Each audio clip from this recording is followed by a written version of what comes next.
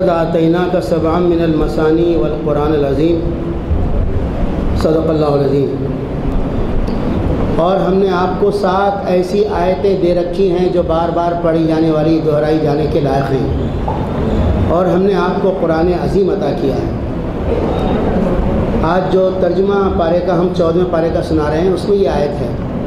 اس کا مطلب یہ ہے کہ اللہ تعالیٰ نے قرآن کے علاوہ ایک ایسی صورت عطا فرمائی ہے جس میں 7 آیتیں ہیں، اور وہ ایسی معزز ہے کہ بار بار دہرائے جانے کے لائق ہیں۔ تو یہ کون سی صورت ہے، کون سی آیتیں ہیں؟ تو اس سے مراد سورہ فاتحہ ہے۔ اور اللہ کے رسول صلی اللہ علیہ وسلم سے یہ بات روایت کی گئی ہے، بخاری میں موجود ہے کہ حضور صلی اللہ علیہ وسلم نے فرمایا کہ یہ آیت میں جن 7 آیتوں کا اللہ تعالیٰ نے اس کی تعریف فرمائی ہے وہ سورہ فاتحہ ہے، جو بار بار دہرائی جانے والی ہے۔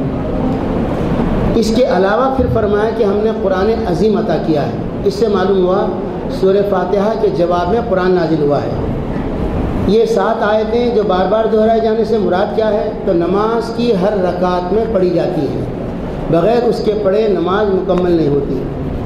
اور دنیا کے اندر جتنے بہترین کلام ہیں کسی بھی مذہبی کتاب کے، ان تمام کلاموں کو جو زبردست قسم کے ان کے پاس زیادہ پڑھی جانے والی کچھ چیزیں ہیں، ان سب پر ایک صاحب نے ریسرچ کیا کہ اس میں کیا بات بیان کی گئی ہے جس کی وجہ سے ان کے پاس معزز مکرم ہے، جس کو بار بار وہ لوگ دہراتے رہتے ہیں۔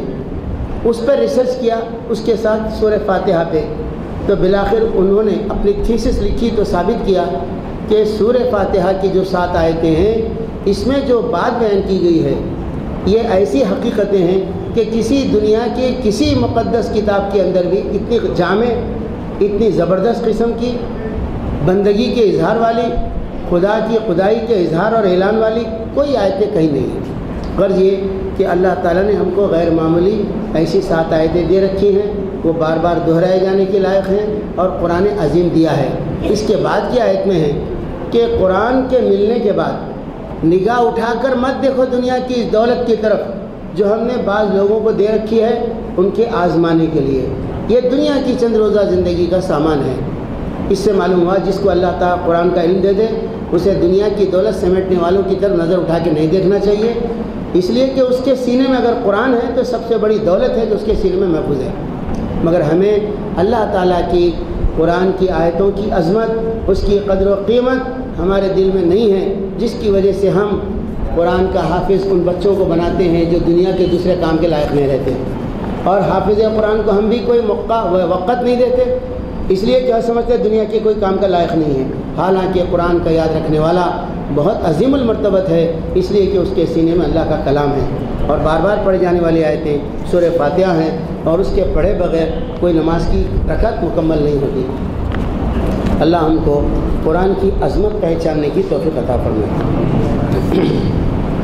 اعوذ باللہ من الشیطان الرجیم، بسم اللہ الرحمن الرحیم۔ 14واں پارہ شروع ہو رہا ہے اور سورہ ہجر شروع ہو رہی ہے۔ ہجر ایک قوم، ایک بستی علاقے کا نام ہے، وہاں کے رہنے والی قوم کا ذکر اس میں ہے، اس لیے اصحاب ہجر کا ذکر آیا ہے تو سورت کا نام ہجر پڑ گیا۔ الف لام را، یہ آیات ہیں کتاب الہی اور قرآن مبین کی۔ بعید نہیں کہ ایک وقت وہ آ جائے جب وہی لوگ جنہوں نے آج دعوت اسلام کو قبول کرنے سے انکار کر دیا ہے، پچھتا پچھتا کر کہیں گے کہ کاش ہم نے سر تسلیم کم کر دیا ہوتا، ہم مسلمان بن گئے ہوتے۔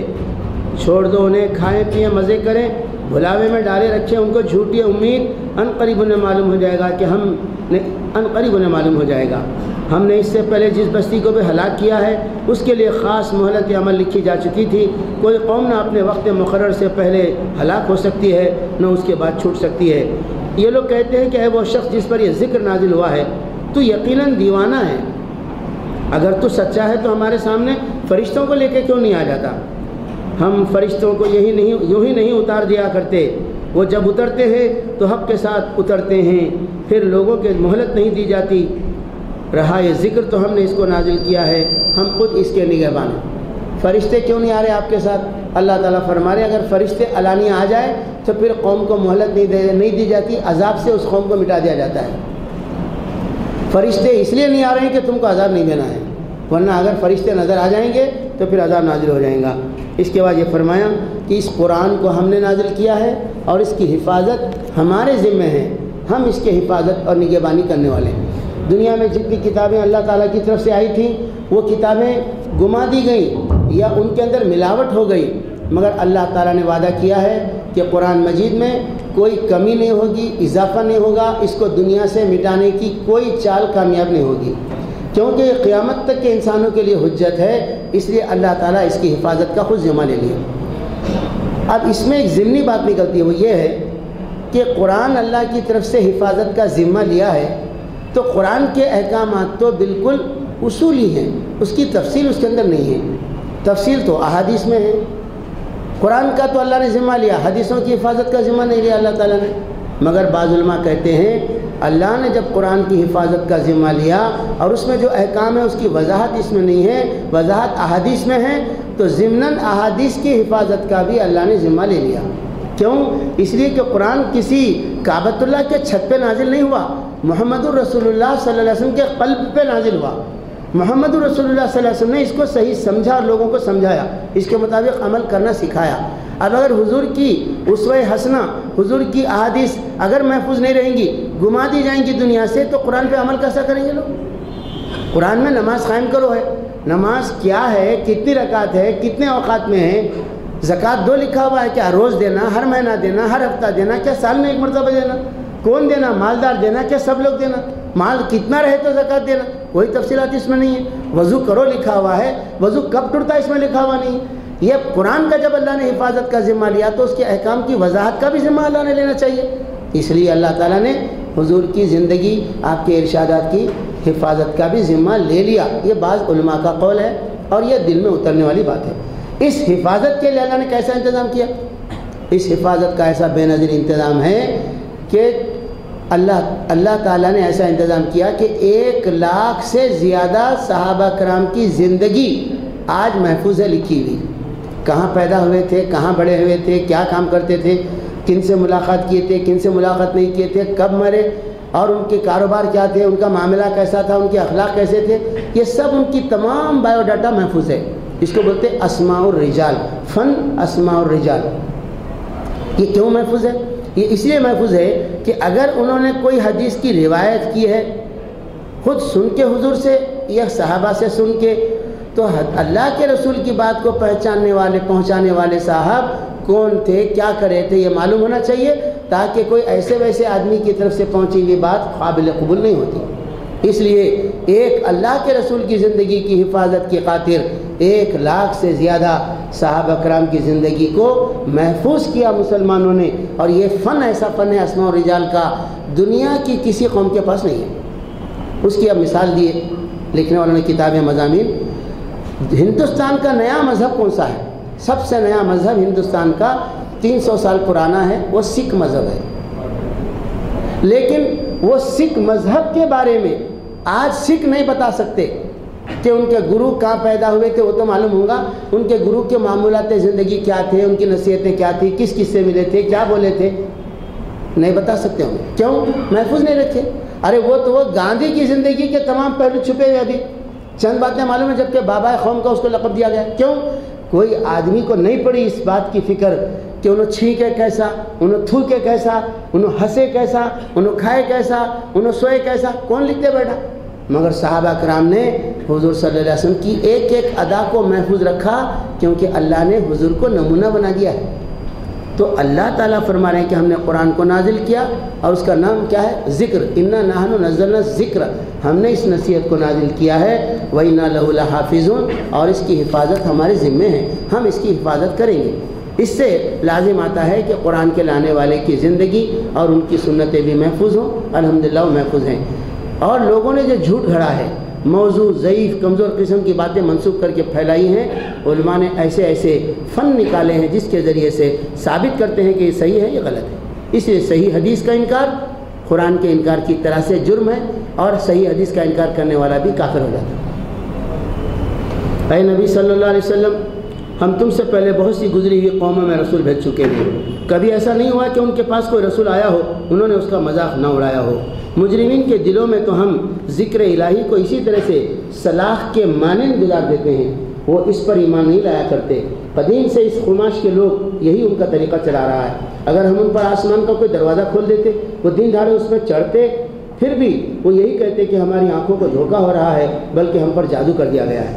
یہ ہماری کار فرمائی ہے کہ آسمانوں میں ہم نے بہت سے مضبوط قلعے بنائے ہیں، ان کو دیکھنے والوں کے لیے ستاروں سے آراستہ کیا ہے، اور ہر شیطان مردود سے ان کو محفوظ کر دیا ہے۔ کوئی شیطان آسمانوں میں راہ نہیں پا سکتا الا یہ کہ کچھ سنگن لینے کے لیے پہنچے، پھر جب وہ سنگن لینے کی کوشش کرتا ہے تو ایک شعلہ روشن اس کا پیچھا کرتا ہے، اس کو بھگا دیتا ہے۔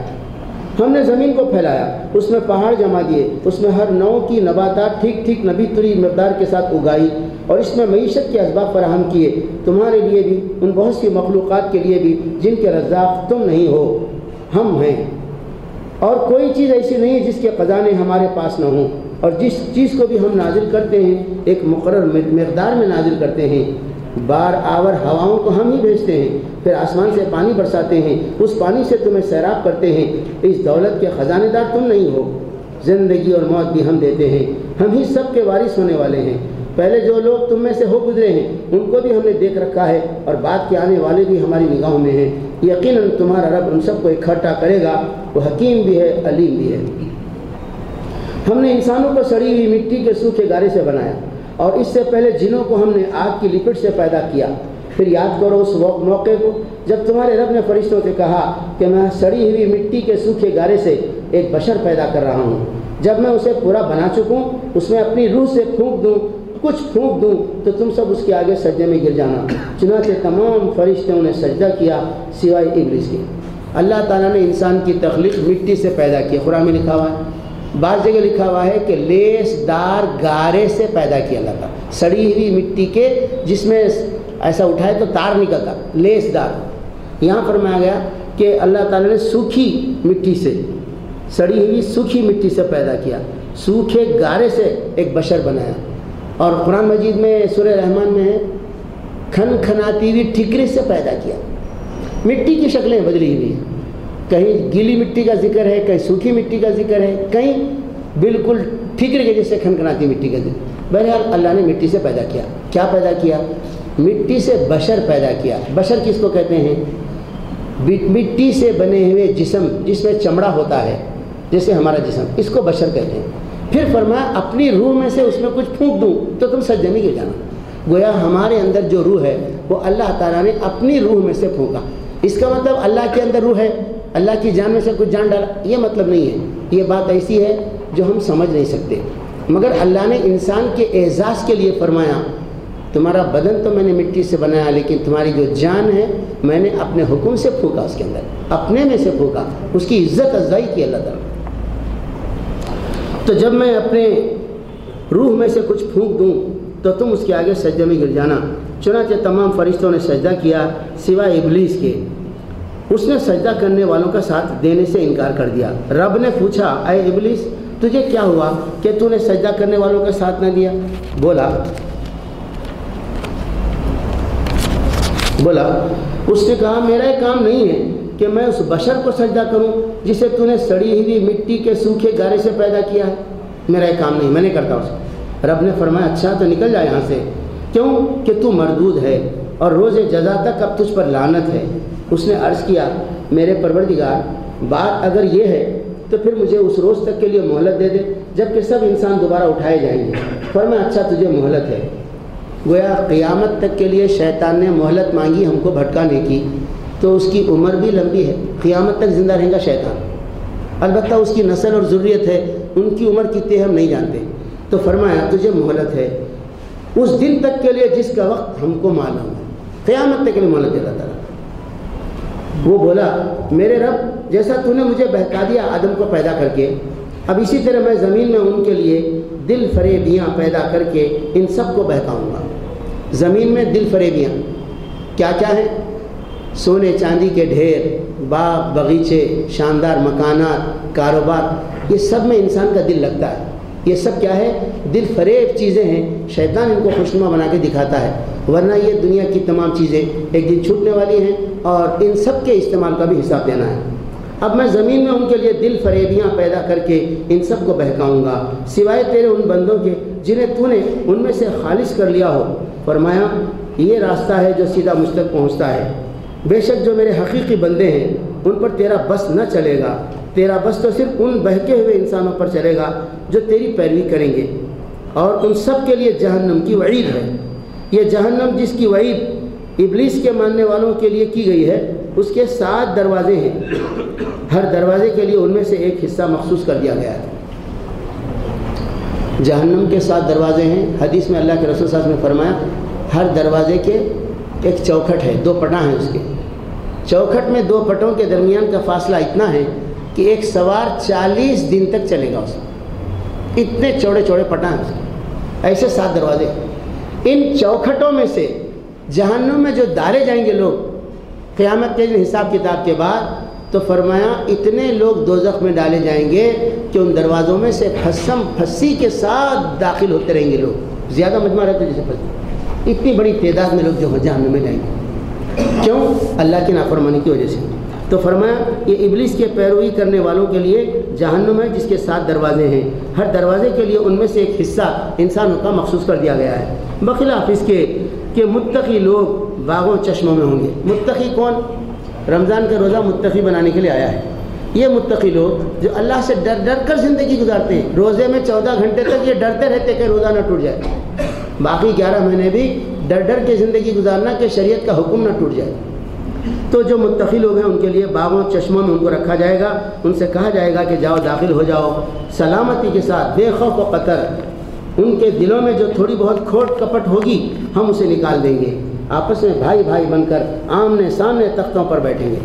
مسلمان اگر دیندار بھی ہیں تو بعض لوگ آپس میں ایک دوسرے کے ساتھ کچھ چخبق ہو جاتی ہے، فرمایا کہ ان کے دلوں کی قدرت ہم نکال دیں گے، آپس میں بھائی بھائی بنا کے ان کو جنت میں پہنچا دیں گے۔ وہاں کیا حال ہوگا؟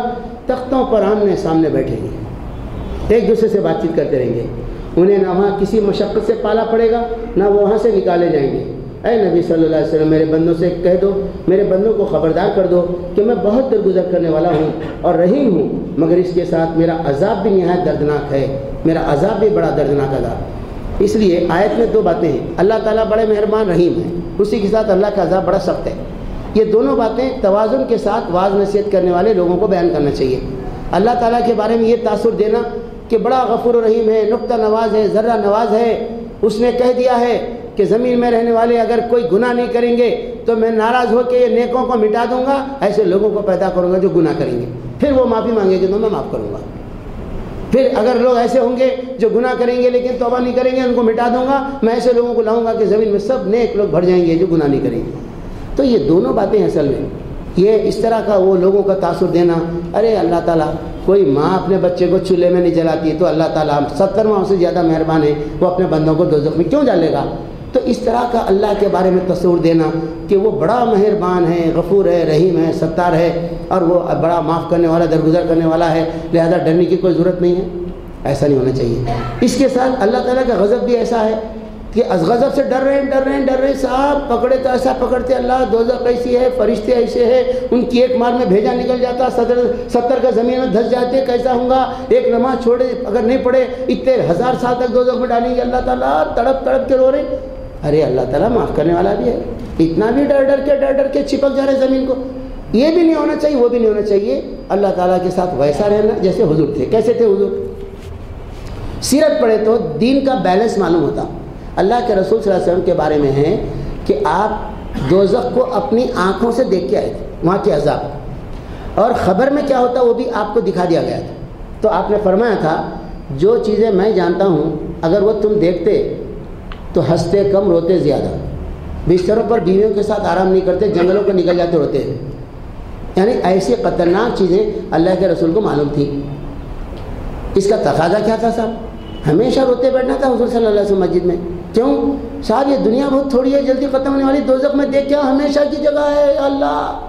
نہیں، آپ تنہائی میں اللہ کو یاد کر کے روتے بھی تھے، مسکراتے تھے، ہنستے تھے، بیوی بچوں میں رہتے تھے۔ ایک صحابی فرماتے ہیں میں نے حضور سے بڑھ کر کسی کو مسکرانے والا نہیں دیکھا، سر میں تیل ڈال رہے ہیں، کنگھی کر رہے ہیں، اچھے کپڑے پہن رہے ہیں، اچھا کھانا کھا رہے ہیں، نہیں ملا تو صبر کر رہے ہیں، شادیاں کر رہے ہیں، بیویوں کے پاس جا رہے ہیں، یہ سب کر رہے ہیں۔ معلوم یہ ہوا کہ اللہ تعالیٰ نے جہنم سے ڈرایا ہے، تو اس کا یہ مطلب نہیں کہ ہمیشہ دوزخ کو یاد کر کے روتے بیٹھنا۔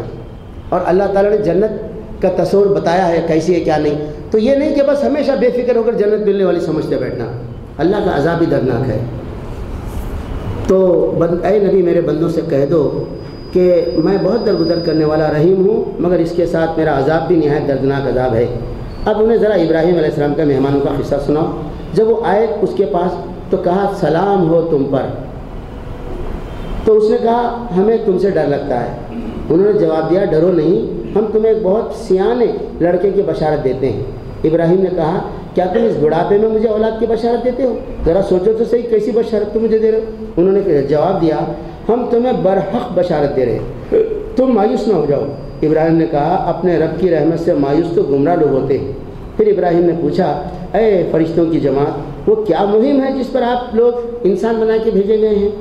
بولے ہم ایک مجرم قوم کی طرف بھیجے گئے ہیں، صرف لوط علیہ السلام کے گھر والے بچا لیے جائیں گے، ان سب کو ہم بچا لیں گے سوائے ان کی بیوی کے، جس کے لیے اللہ فرماتا ہے کہ ہم نے مقدر کر دیا ہے کہ وہ پیچھے رہ جانے والوں میں، عذاب میں شامل ہونے والوں میں رہے گی. پھر جب یہ فرشتے لوط علیہ السلام کے پاس پہنچے تو اس نے کہا آپ لوگ اجنبی معلوم ہوتے ہیں. انہوں نے جواب دیا نہیں، بلکہ ہم وہی چیز لے کر آئے ہیں جس کے آنے میں لوگ شک کر رہے تھے. ہم تم سے سچ کہتے ہیں کہ ہم حق کے ساتھ تمہارے پاس آئے ہیں، لہذا اب تم کچھ رات رہے اپنے گھر والوں کو لے کر نکل جاؤ، خود ان کے پیچھے پیچھے چلو، تم میں سے کوئی پلٹ کر نہ دیکھے پیچھے، بس سیدھے چلے جاؤ جدھر تم کو جانے کا حکم دیا جا رہا. اور اسے ہم نے اپنا فیصلہ پہنچا دیا کہ صبح ہوتے ہوتے ان لوگوں کی جڑ کاٹ دی جائے گی. اتنے میں شہر کے لوگ خوشی کے مارے بےتاب ہو کر لوط علیہ السلام کے گھر پہ چڑھ آئے. لوط نے کہا بھائیو یہ میرے مہمان ہیں، میری فضیحت نہ کرو، اللہ سے ڈرو، مجھے رسوا نہ کرو. وہ بولے کیا ہم بار بار تم کو منع نہیں کر چکے ہیں؟ کیا بارہا تم کو منع نہیں کر چکے ہیں کہ دنیا بھر کے ٹھیکیدار نہ بنو؟ لوط نے عاجز ہو کر کہا اگر تمہیں کچھ کرنا ہی ہے تو میری بیٹیاں موجود ہیں، یہ عورتیں ہیں جو اللہ نے مردوں کے لیے جوڑے کے طور پر پیدا کیے. تیری جان کی قسم اے نبی، اس وقت ان پر ایک نشہ سا چڑھا ہوا تھا بدکاری کا، جس میں وہ آپے سے باہر ہوئے جا رہے تھے. آخرکار پو پھٹتے پھٹتے صبح ہوتے ہوتے ان کو ایک زبردست دھماکے نے آ لیا. ہم نے ان کی بستی کو اس بستی کو تلپٹ کر کے رکھ دیا، ان پر پکی ہوئی مٹی کے پتھروں کی بارش برسا دی. اس واقعے میں بڑی نشانیاں ہیں ان لوگوں کے لیے جو صاحب سمجھ ہیں، اور وہ علاقہ جہاں یہ واقعہ پیش آیا تھا گزرگاہ عام پر واقع ہے، مین روڈ پہ واقع ہے جہاں سے جاتے ہیں. اس میں سامان عبرت ہے ان لوگوں کے لیے جو صاحب ایمان ہے. آج لوط علیہ السلام کی بستی جہاں پہ تھی اس کے آثار بحیرے مردار میں مل رہے ہیں، جہاں ڈیڈ سی ہے، جس کے پانی میں کوئی جانور، کوئی مچھلی، کوئی جھینگا نہیں ہے اس میں، اور کوئی آدمی ڈوبنا چاہے تو ڈوب نہیں سکتا. تیرے تو خالی اوپر ہی کودے بھی تو اس میں اوپر ہی تیرتے رہتا آدمی بغیر ہاتھ پاؤں مارے، اس میں ڈوب نہیں سکتا انسان. اس کے اندر وہ بستی کے آثار معلوم ہو رہے ہیں جس کو اللہ تعالیٰ نے تلپٹ کر کے برباد کر کے رکھ دیا. وہ ایکا کے لوگ بھی ظالم تھے. تو دیکھ لو کہ ہم نے بھی ان کو انتقام لیا، اور ان دونوں قوموں کے اجڑے ہوئے علاقے کھلے راستے پر واقع ہیں. ہجر کے لوگ بھی رسولوں کی تکذیب کر چکے ہیں. ہم نے اپنی آیات ان کے پاس بھیجی، اپنی نشانیاں ان کو دکھائیں، مگر وہ سب کو نظر انداز کرتے رہے. وہ پہاڑ تراش تراش کر کے مکان بناتے تھے اور اپنی جگہ بالکل بے خوف اور مطمئن تھے. آخرکار ایک زبردست دھماکے نے ان کو صبح ہوتے آ لیا اور ان کی کمائی ان کے کچھ کام نہ آئی. ہم نے زمین آسمانوں کو، ان کے سب موجودات کو، ان کے درمیان کی چیزوں کو حق کے سوا کسی اور بنیاد پر نہیں پیدا کیا. فیصلے کی گھڑی ہے نا، ایک بہت بڑی حقیقت ہے جو بتا رہا تھا. زمین آسمان کے درمیان کی تمام چیزیں اللہ تعالیٰ نے حق کی بنیاد پر پیدا کی ہیں، کسی کی خاطر نہیں پیدا کی اللہ تعالیٰ. اب ہمارے مسلمانوں میں ایک عقیدہ بٹھایا جا رہا ہے، وہ یہ ہے کہ محمد صلی اللہ علیہ وسلم کے واسطے یہ دنیا بنی. اگر محمد صلی اللہ علیہ وسلم نہیں ہوتے تو یہ دنیا اللہ تعالیٰ نہیں بناتے تھے. اس لیے وجہ تخلیق کائنات محمد صلی اللہ علیہ وسلم. لولا کلمہ خلقت الافلاک، آپ نہیں ہوتے تو یہ زمین آسمان کائنات اس نے پیدا کرتا تھا میں. یہ بات ایسی پھیلائی جا رہی ہے جو نہ صحیح حدیث میں ہے نہ قرآن میں ہے. اگر ایسا ہوتا تو بہت بڑا ایک الزام اللہ تعالیٰ پہ آ جاتا کہ اللہ تعالیٰ محض ایک ہستی کو خوش کرنے کی خاطر، ایک ہستی کی خاطر کروڑوں نہیں، اربوں نہیں، کھربوں لوگوں کو دنیا میں پیدا کر دیا. اس میں سے اتنی بڑی آبادی جس کا ابھی میں ذکر کیا دوزخ میں جانے والی ہے، جس کے دونوں دروازوں کے پاٹوں پاٹ بھر کے 7 دروازوں سے داخل ہوں گے لوگ. یہ سب جہنم میں جائیں گے کیونکہ دنیا میں پیدا ہوئے امتحان میں فیل ہو گئے. کس کے لیے پیدا ہوئے؟ اگر محمد صلی اللہ علیہ وسلم نہیں ہوتے پیدا ہی نہیں کرتے اللہ تعالیٰ، اتنے لوگ دوزخ میں نہیں جاتے تھے. چند لوگ تو جنت میں جائیں گے تھوڑے. تو معلوم یہ ہوا اصل میں اللہ تعالیٰ نے یہ کائنات حق کے ساتھ اپنی مرضی سے سچائی کی بنیاد پر امتحان کی خاطر اپنے ارادے سے اللہ تعالیٰ نے پیدا کی ہے. کسی کی خاطر نہیں پیدا کی، حق کی خاطر پیدا کی ہے.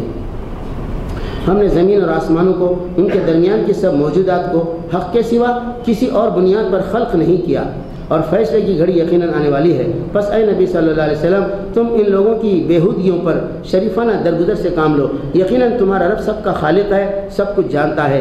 ہم نے تم کو 7 ایسی آیتیں دے رکھی ہیں جو بار بار دہرائی جانے کے لائق ہیں، اور تمہیں قرآن عظیم عطا کیا ہے. تم اس متاع دنیا کی طرف نظر اٹھا کر نہ دیکھو جو ہم نے ان میں سے مختلف قسم کے لوگوں کو دے رکھی ہے، نہ ان کے حال پر اپنا دل کڑھاؤ. انہیں چھوڑ کر ایمان لانے والوں کی طرف جھکو. نہ ماننے والوں سے کہہ دو کہ میں تو صاف صاف تنبیہ کرنے والا ہوں. 7 آیتیں میں قرآن کی سورہ فاتحہ ہے. قرآن جس کے پاس ہے دنیا کی چیزوں کو نگاہ اٹھا کے نہیں دیکھنا چاہیے، کیونکہ سب سے بڑی نعمت قرآن ہے جو اس کو ملی ہے. یہ قرآن اسی طرح کی تنبیہ ہے جیسے ہم نے ان تفرقہ پردازوں کی طرف بھیجی تھی جنہوں نے اپنے قرآن کو ٹکڑے ٹکڑے کر ڈالا. اپنے قرآن کو، یعنی اس سے پہلے بھی جو کتابیں اللہ کی طرف سے آئی تھیں، توریت، انجیل، زبور وغیرہ، تو اللہ تعالیٰ ان سب کے لیے قرآن کا لفظ استعمال کر رہے ہیں. قرآن اس کتاب کو کہتے ہیں جو زیادہ پڑھی جانے والی، جس کی زیادہ قرأت کی جاتی ہے. تو اس سے پہلے اللہ کی طرف سے جو کتابیں آئی تھیں ان کتابوں کو لوگوں نے کیا کیا تھا؟ فرما رہے اللہ تعالیٰ انہوں نے ان کے پاس جو قرآن بھیجا گیا تھا اس کو پارا ٹکڑے ٹکڑے کر کے رکھ دیا تھا. ہم نے بھی قرآن کو 30 پارے کر دیا. 30 پارے حضور کے زمانے میں نہیں تھے، پورا قرآن تھا. پارے پارے کر کے رکھے اور بعض سوروں کے بارے میں مشہور کر دیے. سورہ فتح پڑھو، سورہ تبارک الذی پڑھو، سورہ یاسین پڑھو، سورہ کہف پڑھو. اس طرح کے چند سورے ہیں جو منزل کتابوں کے اندر لکھے رہتے ہیں. تو ہمارے پاس صبح شام یا ہفتہ وار یا ماہانہ چند مخصوص سورے پڑھتے ہیں. کائے کے لیے؟ کسی میں برکت ہے رزق کی، کسی میں برکت ہے صحت کی، کسی میں برکت ہے آسان موت کی، کسی میں برکت ہے جنت کی. بس تو ہم قرآن مجید کو ٹکڑے کر دیے، اس میں سے پسند کی چیزیں جس میں فلاں فلاں برکت ہے اس کو پڑھنا شروع کر دیے. یہ پچھلی قوموں کی ایک بگاڑ کی علامت ہے. ہمارے جو اصحاب سلف لوگ تھے تابعین کے زمانے میں قرآن مجید کے اوپر اعراب لگائے گئے. زیر زبر پیش نہیں تھا پہلے. بغیر زیر زبر کے عرب کے لوگ پڑھتے تھے. جیسے ہم اردو زبان پہ زیر زبر لگا دیں کیا؟ اس کا اس کا کہیں بھی زیر زبر رہتا، پڑھنے والا سمجھ جاتا ہے یہاں اس کا بولنا ہے کیا اس کا بولنا ہے، دونوں ویسے لکھتے ہیں.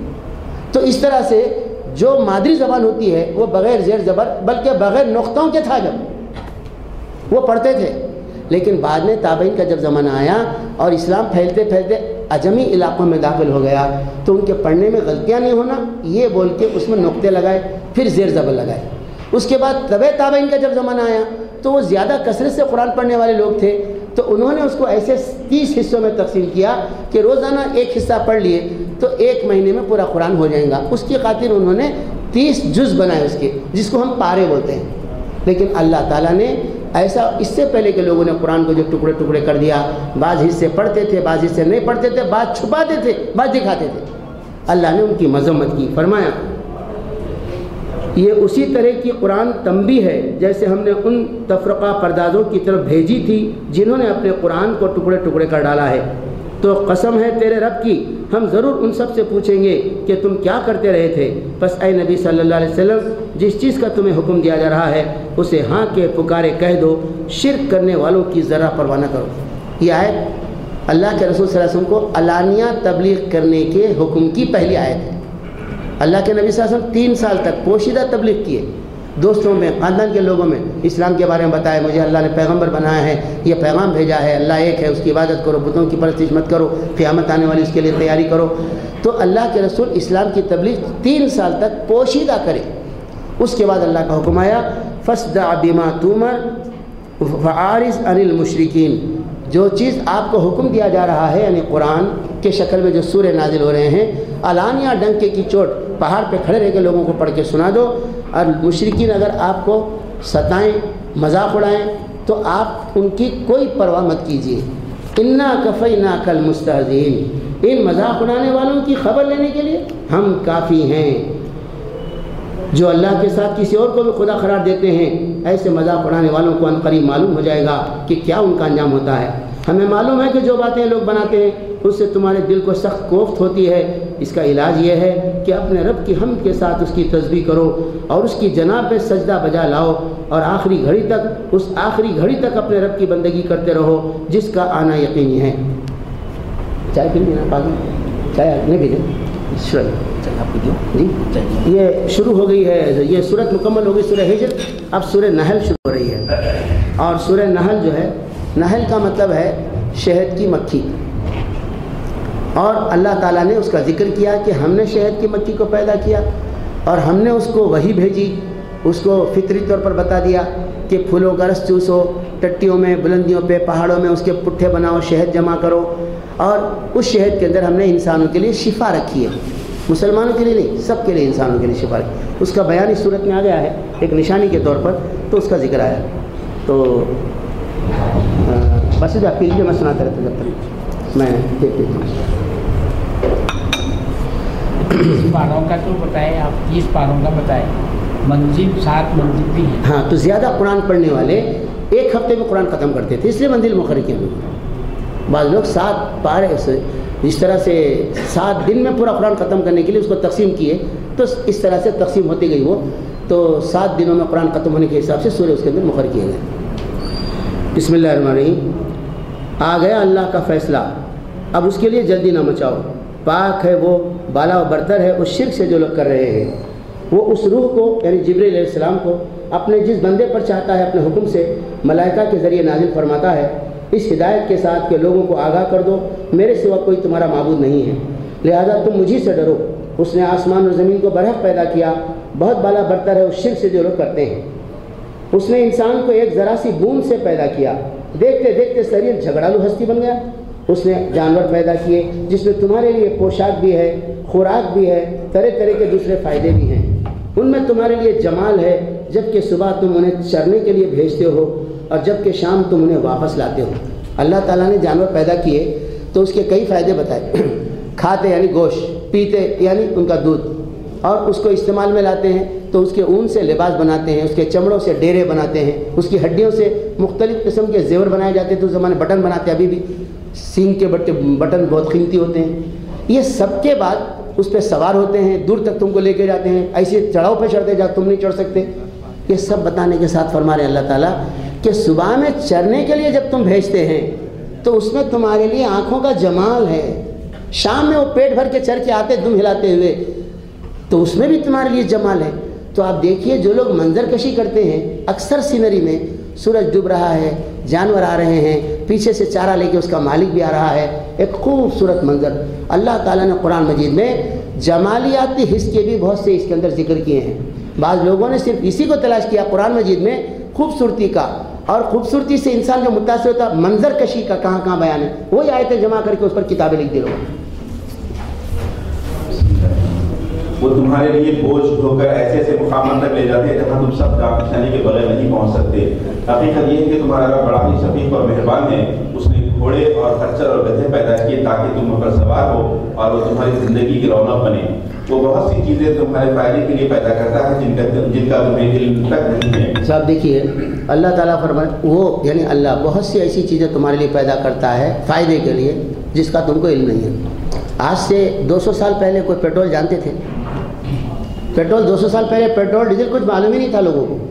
انسان کی جب ضرورتیں بڑھتی گئی، ضرورت ایسی پیش آئی، اللہ نے وہ خزانہ نکالا، اور نہیں معلوم کہ اور ابھی کیسے کیسے خزانے اندر ہیں جو ہماری ضرورت کے لیے اللہ نے پہلے سے پیدا کر کے رکھے ہیں۔ تو ہم کو علم نہیں ہے مگر ہمارے فائدے کی چیزیں جو اللہ نے پیدا کر کے رکھی ہیں۔ اسی لیے بہت سے جانور ہیں جو جنگلوں میں رہتے ہیں، ہم کو نہیں معلوم یہ جانور کی کیا ضرورت ہے، مگر آج شاید تحقیق کے بعد معلوم ہو رہا ہے کہ تمام جانور ایسے ہیں جن کی حفاظت کرنا ضروری ہے، انسانی زندگی کے لیے ضروری ہے۔ اور دھاتوں میں سے پلاٹینم کا ذکر کرے ہمارے بھائی صاحب، اب وہ نئی نکلی ہے، قیمتی دھات ہے۔ اور اللہ ہی کے ذمے ہے سیدھا راستہ بتانا، جبکہ راستے ٹیڑھے بھی موجود ہیں۔ اگر وہ چاہتا تو تم سب کو ہدایت دے دیتا۔ وہی جس نے آسمان سے تمہارے لیے پانی برسایا جس سے تم خود بھی سیراب ہوتی ہو اور تمہارے جانوروں کے لیے بھی چارہ پیدا ہوتا ہے۔ وہ اس پانی کے ذریعے سے کھیتیاں اگاتا ہے اور زیتون اور کھجور، انگور اور طرح طرح کے دوسرے پھل پیدا کرتا ہے۔ اس میں ایک بڑی نشانی ہے ان لوگوں کے لیے جو غور و فکر کرتے ہیں۔ غور و فکر کی دعوت دی اب قرآن مجید۔ ہم لوگ بالکل آنکھ بند کر کے بیٹھے ہیں، انگریزاں غور و فکر کر رہے ہیں، جرمن غور و فکر کر رہے ہیں، چیزوں کے ایجاد کرتے چل جا رہے ہیں۔ اس نے تمہاری بھلائی کے لیے رات اور دن کو اور سورج اور چاند کو مسخر کر رکھا ہے، اور سب تارے بھی اسی کے حکم سے مسخر ہیں۔ اس میں بہت نشانیاں ہیں ان لوگوں کے لیے جو عقل سے کام لیتے ہیں، اور یہ جو بہت سی رنگ برنگ کی چیزیں اس نے تمہارے لیے زمین میں پیدا کر رکھی ہیں، ان میں بھی ضرور نشانی ہے ان لوگوں کے لیے جو سبق حاصل کرنے والے ہیں۔ وہی ہے جس نے تمہارے لیے سمندر کو مسخر کر رکھا ہے تاکہ تم اس سے تر و تازہ گوشت لے کر کھاؤ اور اس سے زینت کی وہ چیزیں نکالو جنہیں تم پہنا کرتے ہو۔ تم دیکھتے ہو کہ کشتی سمندر کا سینہ چیرتی ہوئی چلتی ہے، یہ سب کچھ اس لیے ہے کہ تم اپنے رب کا فضل تلاش کرو اور اس کے شکر گزار بنو۔ اس نے زمین میں پہاڑوں کی میخیں گاڑ دی تاکہ زمین تم کو لے کر ڈھلک نہ جائے، اس لیے اس نے دریا جاری کی اور قدرتی راستے بنائے تاکہ تم ہدایت پاؤ۔ اس نے زمین میں راستہ بتانے والی علامتیں رکھ دی اور تاروں سے بھی لوگ ہدایت پاتے ہیں۔ پھر کیا وہ جو پیدا کرتا ہے اور وہ جو کچھ بھی پیدا نہیں کرتے دونوں یکساں ہیں؟ کیا تم ہوش میں نہیں آتے؟ اگر تم اللہ کی نعمتوں کو گننا چاہو تو گن نہیں سکتے۔ حقیقت یہ ہے کہ وہ بڑا ہی درگزر کرنے والا اور رحیم ہے، حالانکہ وہ تمہارے کھلے سے بھی واقف ہے اور چھپے سے بھی۔ اور وہ دوسری ہستیاں جنہیں اللہ کو چھوڑ کر لوگ پکارتے ہیں وہ کسی چیز کی بھی خالق نہیں ہے بلکہ خود مخلوق ہیں، مردہ ہیں نہ کہ زندہ، اور ان کو کچھ معلوم نہیں ہے کہ انہیں کب دوبارہ زندہ کر کے اٹھایا جائے گا۔ یہ ایک اہم آیت ہے شرک کے بارے میں۔ لوگ کہتے ہیں صاحب مسلمانوں میں سے جو خبر پرستی وغیرہ کر رہے ہیں، کافروں کا جو شرک تھا الگ تھا، وہ لکڑی مٹی پتھر کے مورتیوں کی پوجا کرتے تھے، اللہ نے اس کی مذمت کے لیے پیغمبر کو بھیجا۔ ہم لوگ تھوڑی کرتے ہیں کیا گنیش کی پوجا کرتے ہیں ہم لوگ؟ اس طرح کی بات کہتے ہیں لوگ۔ وہ مردہ بے جان چیزیں تھیں، ان کی پوجا کرنے سے اللہ نے منع کیا، وہ شرک تھا۔ ہم لوگ تو بزرگوں کی قبر کے پاس جاتے ہیں، ان کو پکار کے کہتے ہیں کہ ہم دعا کر رہے ہیں، آپ آمین بولیے، اللہ کے پاس ہمارا بیڑا پار کرائیے، ہم خدا تھوڑی بڑھ رہے۔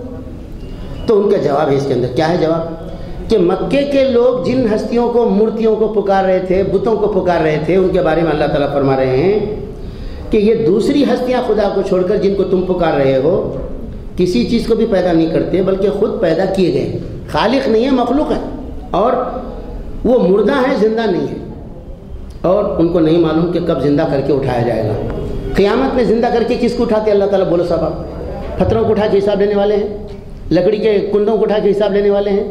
اللہ تعالیٰ قیامت کے دن دو مخلوق کو اٹھانے والے ہیں، ایک جنوں کو اور انسانوں کو۔ تو یہ بت تھے یا تو جنوں کے تھے یا تو انسانوں کے، جن کے سامنے سر جھکا رہے تھے، جن سے مرادیں مانگ رہے تھے، یا جن کے پاس جا کے نظر و نیاز پیش کر رہے تھے۔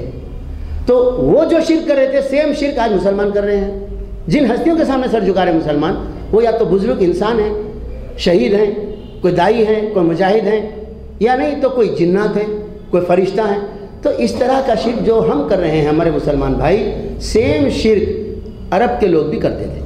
ٹھیک ہے، مسلمان بھی یہ نہیں بول رہے کہ یہ خدا ہے، یہی بول رہے ہیں مسلمان کہ یہ ہمارا کام بیڑا پار کرانے والے لوگ ہیں، اللہ کے چاہیے ہمارا کام بنا دیتے۔ کفار بھی یہی بولتے تھے کہ انہیں خدا ہی نہیں بولتے تھے، قرآن میں لکھا ہو کئی جگہ۔ ان سے پوچھو زمین آسمان کو کس نے بنایا؟ بولیں گے اللہ۔ ان سے پوچھو ماؤں کے پیٹوں میں بچے کی صورت کون بناتا؟ بولیں گے اللہ۔ ان سے پوچھو کشتی جب طوفان میں گر جاتی ہے تو کون تم کو پناہ دیتا ہے؟ وہ بولیں گے اللہ۔ تو اللہ کو مانتے تھے۔ پھر یہ ہستیاں کیا ہے؟ تو کہتے تھے ما نعبدہم الا لیقربونا الی اللہ زلفیٰ، ہم ان کی عبادت صرف اس لیے کرتے ہیں صاحب کہ اللہ تک ہم کو پہنچانے والی ہستیاں ہیں۔ یہی بات ہے مسلمان بول رہے ہیں بھائی ان کے پاس گئے تو اللہ تک جا سکتے ہیں، ہم ڈائریکٹ کہاں سے جا سکتے ہیں؟ تو جو کفر شرک عرب کے لوگ کر رہے تھے، آج وہی کفر و شرک کے اندر ہم مسلمان مبتلا ہیں۔ تو وہ مشرک ناپاک کیوں تھے، نجس کیوں تھے؟ ہم موحد پاک کیسے ہو گئے ہم لوگ؟ اللہ ہم کو توحید کی صحیح سمجھ دے۔ تو آیت پھر سے سنیے، ترجمہ سنیں پھر۔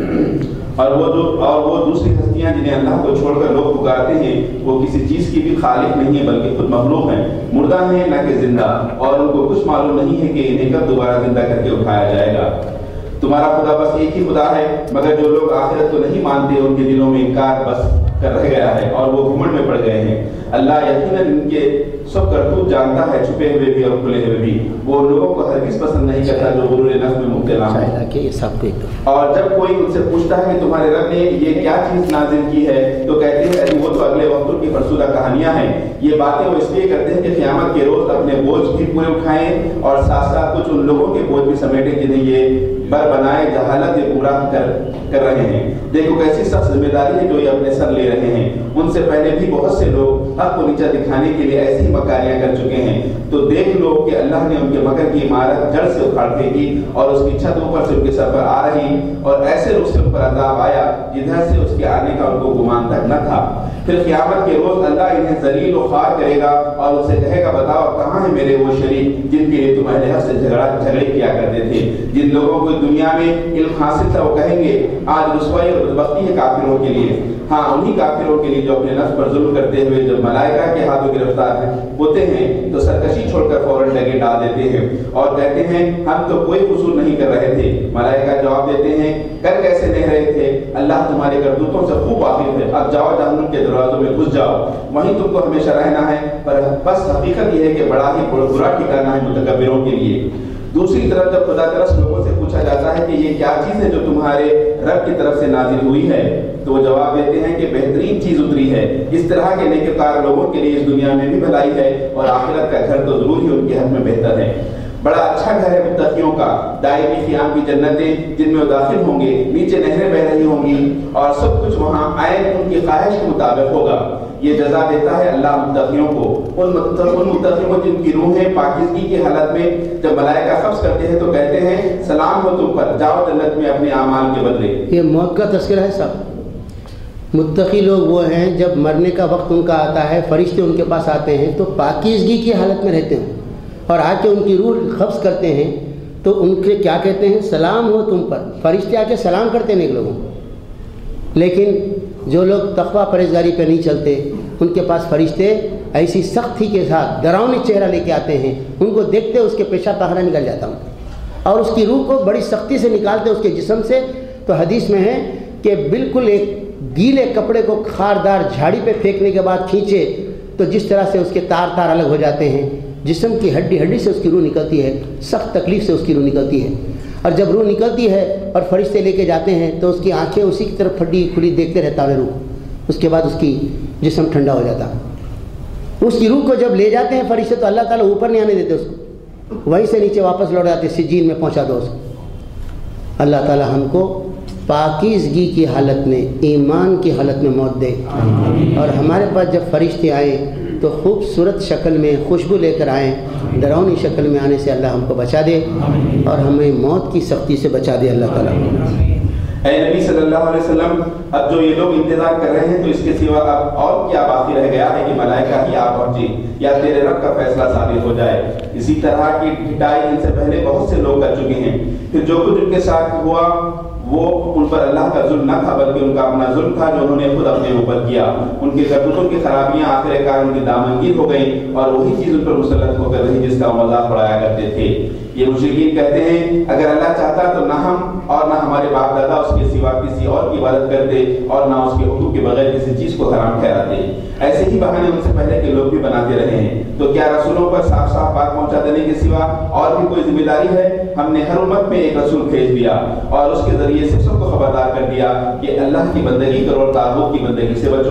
पैगम्बरों के भेजे जाने का मकसद इस आयत में बयान किया गया है। आयत यह है वलक़द बअसना फ़ी कुल्लि उम्मतिन रसूला, हर उम्मत में, हर ज़माने के लोगों में हमने रसूलों को भेजा। अनिअबुदुल्लाह, उन्होंने क्या दावत दी? अल्लाह की इबादत करो, वज्तनिबुत तागूत, तागूत से बचो। तागूत किसको कहते हैं? अल्लाह को छोड़कर जिसकी भी इबादत की जाए वो तागूत है, चाहे वो इंसान हो, बुत हो, शैतान हो, बादशाह हो। तो तागूत से बचना और अल्लाह की इबादत करना ये पैगंबरों की दावत का खुलासा है। आज जो दावत दी जा रही है, दावत का काम सब बोल रहे हैं और दावत की तरबियत हो रही है, दावत के शोबे तखस्सुस के मदरसों में खुल रहे हैं। तो वो दावत क्या है? इस्लाम एक अच्छा मज़हब है, इस्लाम के उसूल सेहत के लिए मुफीद है, इस्लाम के उसूल से दुनिया में अमन रहता है, इस्लाम के उसूल पे चलने से अल्लाह ताला खैर बरकत देता है। इस चीज़ की दावत दे रहे हैं हम। उसमें कहीं भी ये नहीं है कि तागुत को छोड़ो। इस्लाम ये है कि बुत की इबादत नहीं कर सकते, इस्लाम ये है कि नफ्स की ख्वाहिश की इबादत नहीं कर सकते, इस्लाम ये है कि दुनिया में जो अल्लाह के क़ानून को दबा के अपना क़ानून चलाना चाहते हैं ऐसी हुकूमत की इताअत नहीं कर सकते। कोई ऐसा बोलने की दावत नहीं दे रहा। तो अल्लाह के रसूल ने ऐसी मोम की नाक वाली दावत नहीं दी। शुरू दिन आपने क्या कहा? ला इलाहा, कोई नहीं है माबूद इल्लल्लाह, मगर अल्लाह माबूद है। तो तमाम खुदाई के दावेदारों की, तमाम माबूदियत के दावेदारों की, तमाम उलूहियत के दावेदारों की नफ़ी करके अल्लाह की वहदानियत का इकरार करना। तो यही बात है कि हमने जिस बस्ती में भी पैगम्बरों को भेजा तो उन्होंने यही दावत दी, अल्लाह की इबादत करो, ताबूत से बचो। اس کے بعد ان میں سے کسی کو اللہ نے ہدایت بخشی اور کسی پہ ضلالت مسلط ہو گئی۔ پھر ذرا زمین میں چل پھر کر دیکھ لو کہ جھٹلانے والوں کا کیا انجام ہو چکا ہے۔ اے نبی صلی اللہ علیہ وسلم، تم چاہے ان کی ہدایت کے لیے کتنے ہی حریص ہو، مگر اللہ جس کو بھٹکا دیتا ہے پھر اسے ہدایت نہیں دیا کرتا، اور اس طرح کے لوگوں کی مدد کوئی نہیں کر سکتا۔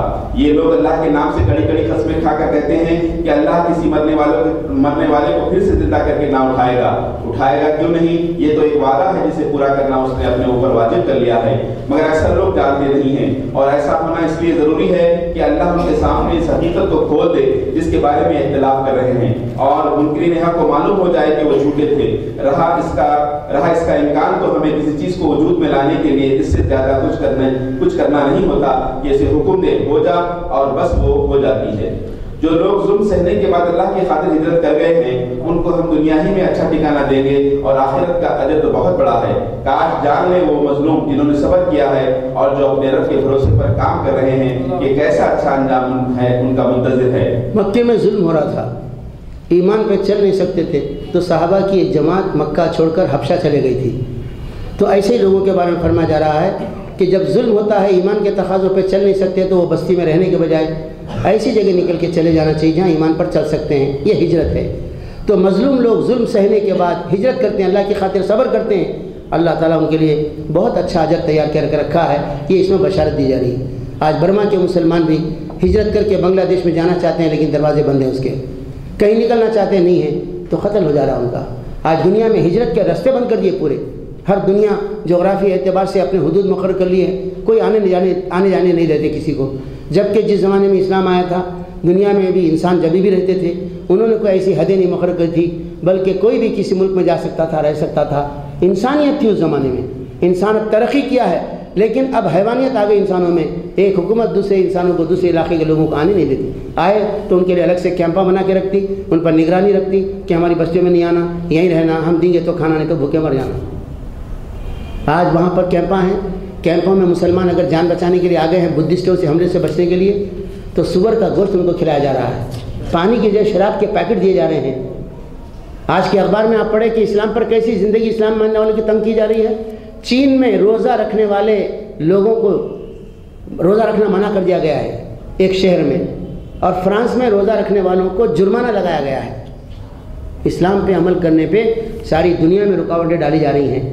تو جو مظلوم ہیں اسلام کی وجہ سے ایسی جگہ کو چھوڑ کر چلے جائیں تو اللہ تعالیٰ ان سے وعدہ فرما رہا ہے کہ ان کو اجر سے نوازے گا۔ راستے میں مر جائیں گے تو اللہ تعالیٰ ان کو جنت پہ پہنچائے گا۔ سورہ نساء میں گزر چکا ہے، آگے مزید آ رہا ہے۔ اے نبی صلی اللہ علیہ وسلم، ہم نے تم سے پہلے بھی جب کبھی رسول بھیجے ہیں آدمی ہی بھیجے ہیں جن کی طرف ہم اپنے پیغامات وحی کیا کرتے تھے۔ اہل ذکر سے پوچھو اگر تم لوگ نہیں جانتے۔ پچھلے رسولوں کو بھی ہم نے روشن نشانیاں اور کتابیں دے کر بھیجا تھا، اور اب یہ ذکر تم پر نازل کیا ہے تاکہ تم لوگوں کے سامنے اس تعلیم کی تشریح و توضیح کرتے جاؤ جو ان کے لیے اتاری گئی ہے، اور تاکہ لوگ خود بھی غور و فکر کریں۔ یہاں ذرا ٹھہرنا پڑے گا صاحب، میں تشریح پڑھ کے سنا رہا ہوں۔ اللہ تعالیٰ فرما رہے ہیں کہ ہم نے یہ کتاب آپ پہ نازل کی محمد صلی اللہ علیہ وسلم کہ آپ اس کتاب کی تعلیم توضیح لوگوں کے سامنے بیان کیجیے، اس کی خاطر ہم نے آپ کو بھیجا۔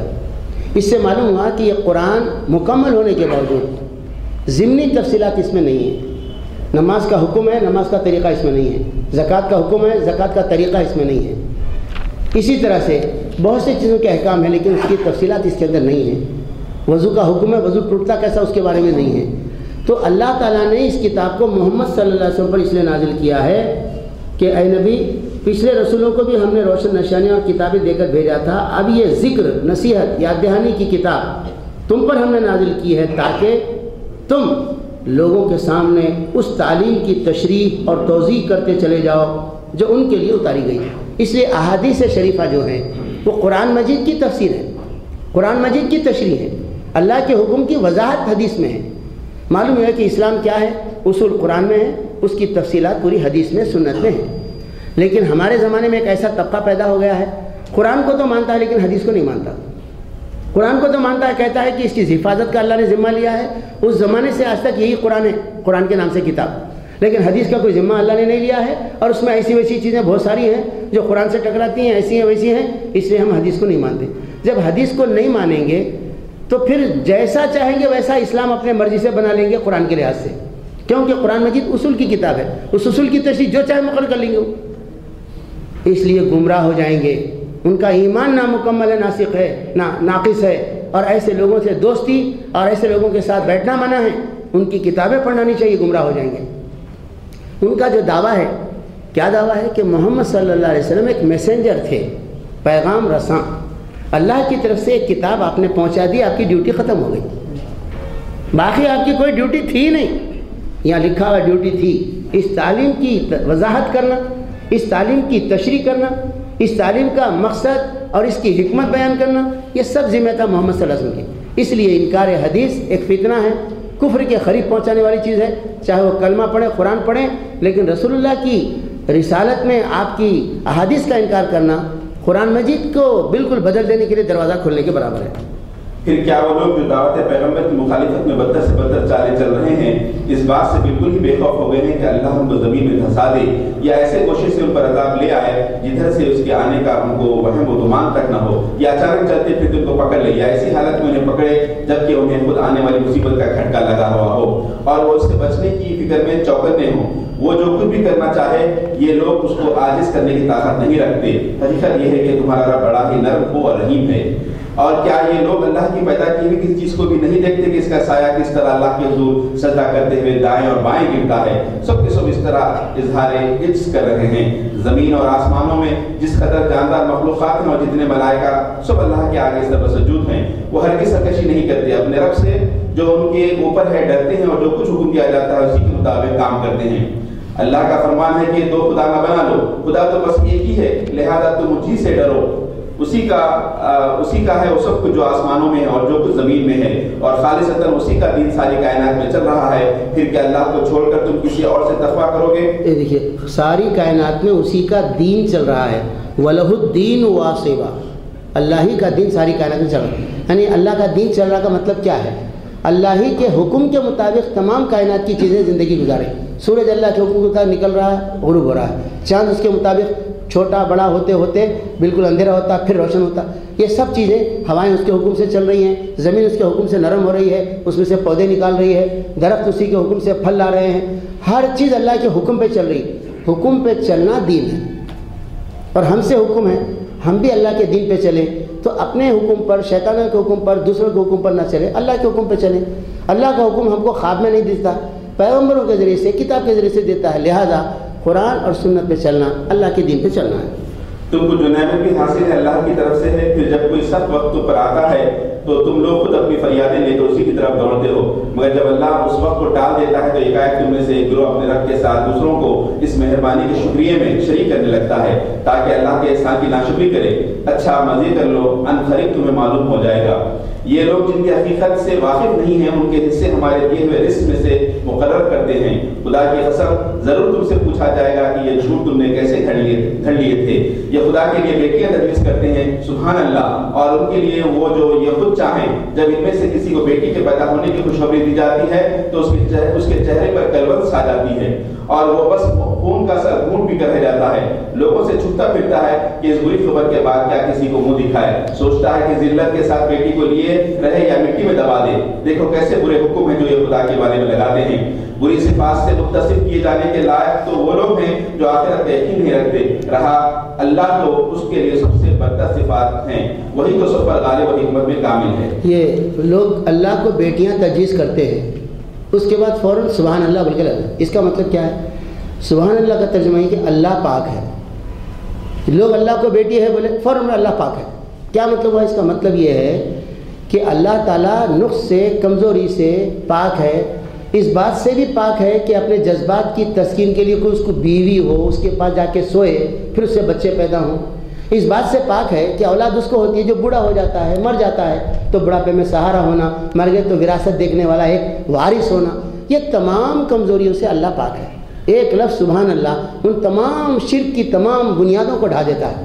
تو فرمایا گیا کہ بیٹی اللہ کو بول رہے ہیں، خود تم کو بیٹی ہے اگر کوئی بولا تو منہ تمہارا کالا پڑ جاتا ہے۔ اگر کہیں اللہ لوگوں کو ان کی زیادتی پر فوراً ہی پکڑ لیا کرتا تو روئے زمین پر کسی متنفس کو نہ چھوڑتا، لیکن وہ سب کو ایک وقت مقررہ تک مہلت دیتا ہے، پھر جب وہ وقت آ جاتا ہے تو اس سے کوئی ایک گھڑی بھر بھی آگے پیچھے نہیں ہو سکتا۔ آج یہ لوگ وہ چیزیں اللہ کے لیے تجویز کر رہے ہیں جو خود اپنے لیے انہیں ناپسند ہیں اور جھوٹ کہتی ہیں ان کی زبانیں کہ ان کے لیے بھلا ہی بھلا ہے، ان کے لیے تو ایک ہی چیز ہے اور وہ ہے دوزخ کی آگ، ضرور یہ سب سے پہلے اس میں پہنچائے جائیں گے۔ خدا کی قسم اے نبی صلی اللہ علیہ وسلم، تم سے پہلے بھی بہت سی قوموں میں ہم رسول بھیج چکے ہیں اور پہلے بھی یہی ہوتا رہا ہے کہ شیطان نے ان کے برے کرتوت انہیں خوشنما بنا کر دکھائے اور رسولوں کی بات انہوں نے مان کر نہ دی۔ وہی شیطان آج ان لوگوں کا بھی سرپرست بنا ہوا ہے اور یہ دردناک سزا کے مستحق بن رہے ہیں۔ ہم نے یہ کتاب تم پر اس لیے نازل کی ہے کہ تم اختلافات کی حقیقت ان پر کھول دو جن میں یہ پڑے ہوئے ہیں۔ اختلافات مٹانے کے لیے قرآن آیا تھا، مگر آج ہم یہ کہہ رہے ہیں کئی جگہ بعض جگہ درس قرآن کے لیے مسجد میں گئے، صاحب ہمارے پاس ایک قسم سے کام چل رہا ہے ایک نہج پہ، اب قرآن وغیرہ لے کے آ کے ابھی اختلاف ہوں گا صاحب، انتشار ہوں گا نا کو، تو قرآن بولے تو لوگ بڑے اختلاف ہوتا ہے اس سے، اور اللہ تعالیٰ فرما رہے ہیں ہم نے اللہ تعالیٰ فرما رہے ہیں کہ ہم نے یہ کتاب اس لیے نازل کی ہے کہ تم ان اختلافات کی حقیقت ان پر کھول دو جن میں یہ پڑے ہوئے ہیں۔ یہ کتاب تو رہنمائی رحمت بن کر اتری ہے ان لوگوں کے لیے جو اسے مان لیں۔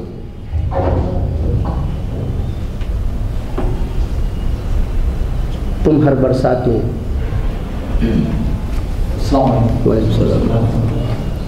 تم ہر برسات میں دیکھتے ہو کہ اللہ نے آسمان سے پانی برسایا اور یکایک مردہ پڑی ہوئی زمین میں اس کی بدولت جان ڈالی، یقیناً اس میں ایک نشانی ہے سننے والوں کے لیے، اور تمہارے لیے مویشیوں میں بھی ایک سبق موجود ہے، ان کے پیٹ سے گوبر اور خون کے درمیان ہم ایک چیز تمہیں پلاتے ہیں، یعنی خالص دودھ جو پینے والوں کے لیے نہایت خوشگوار ہے۔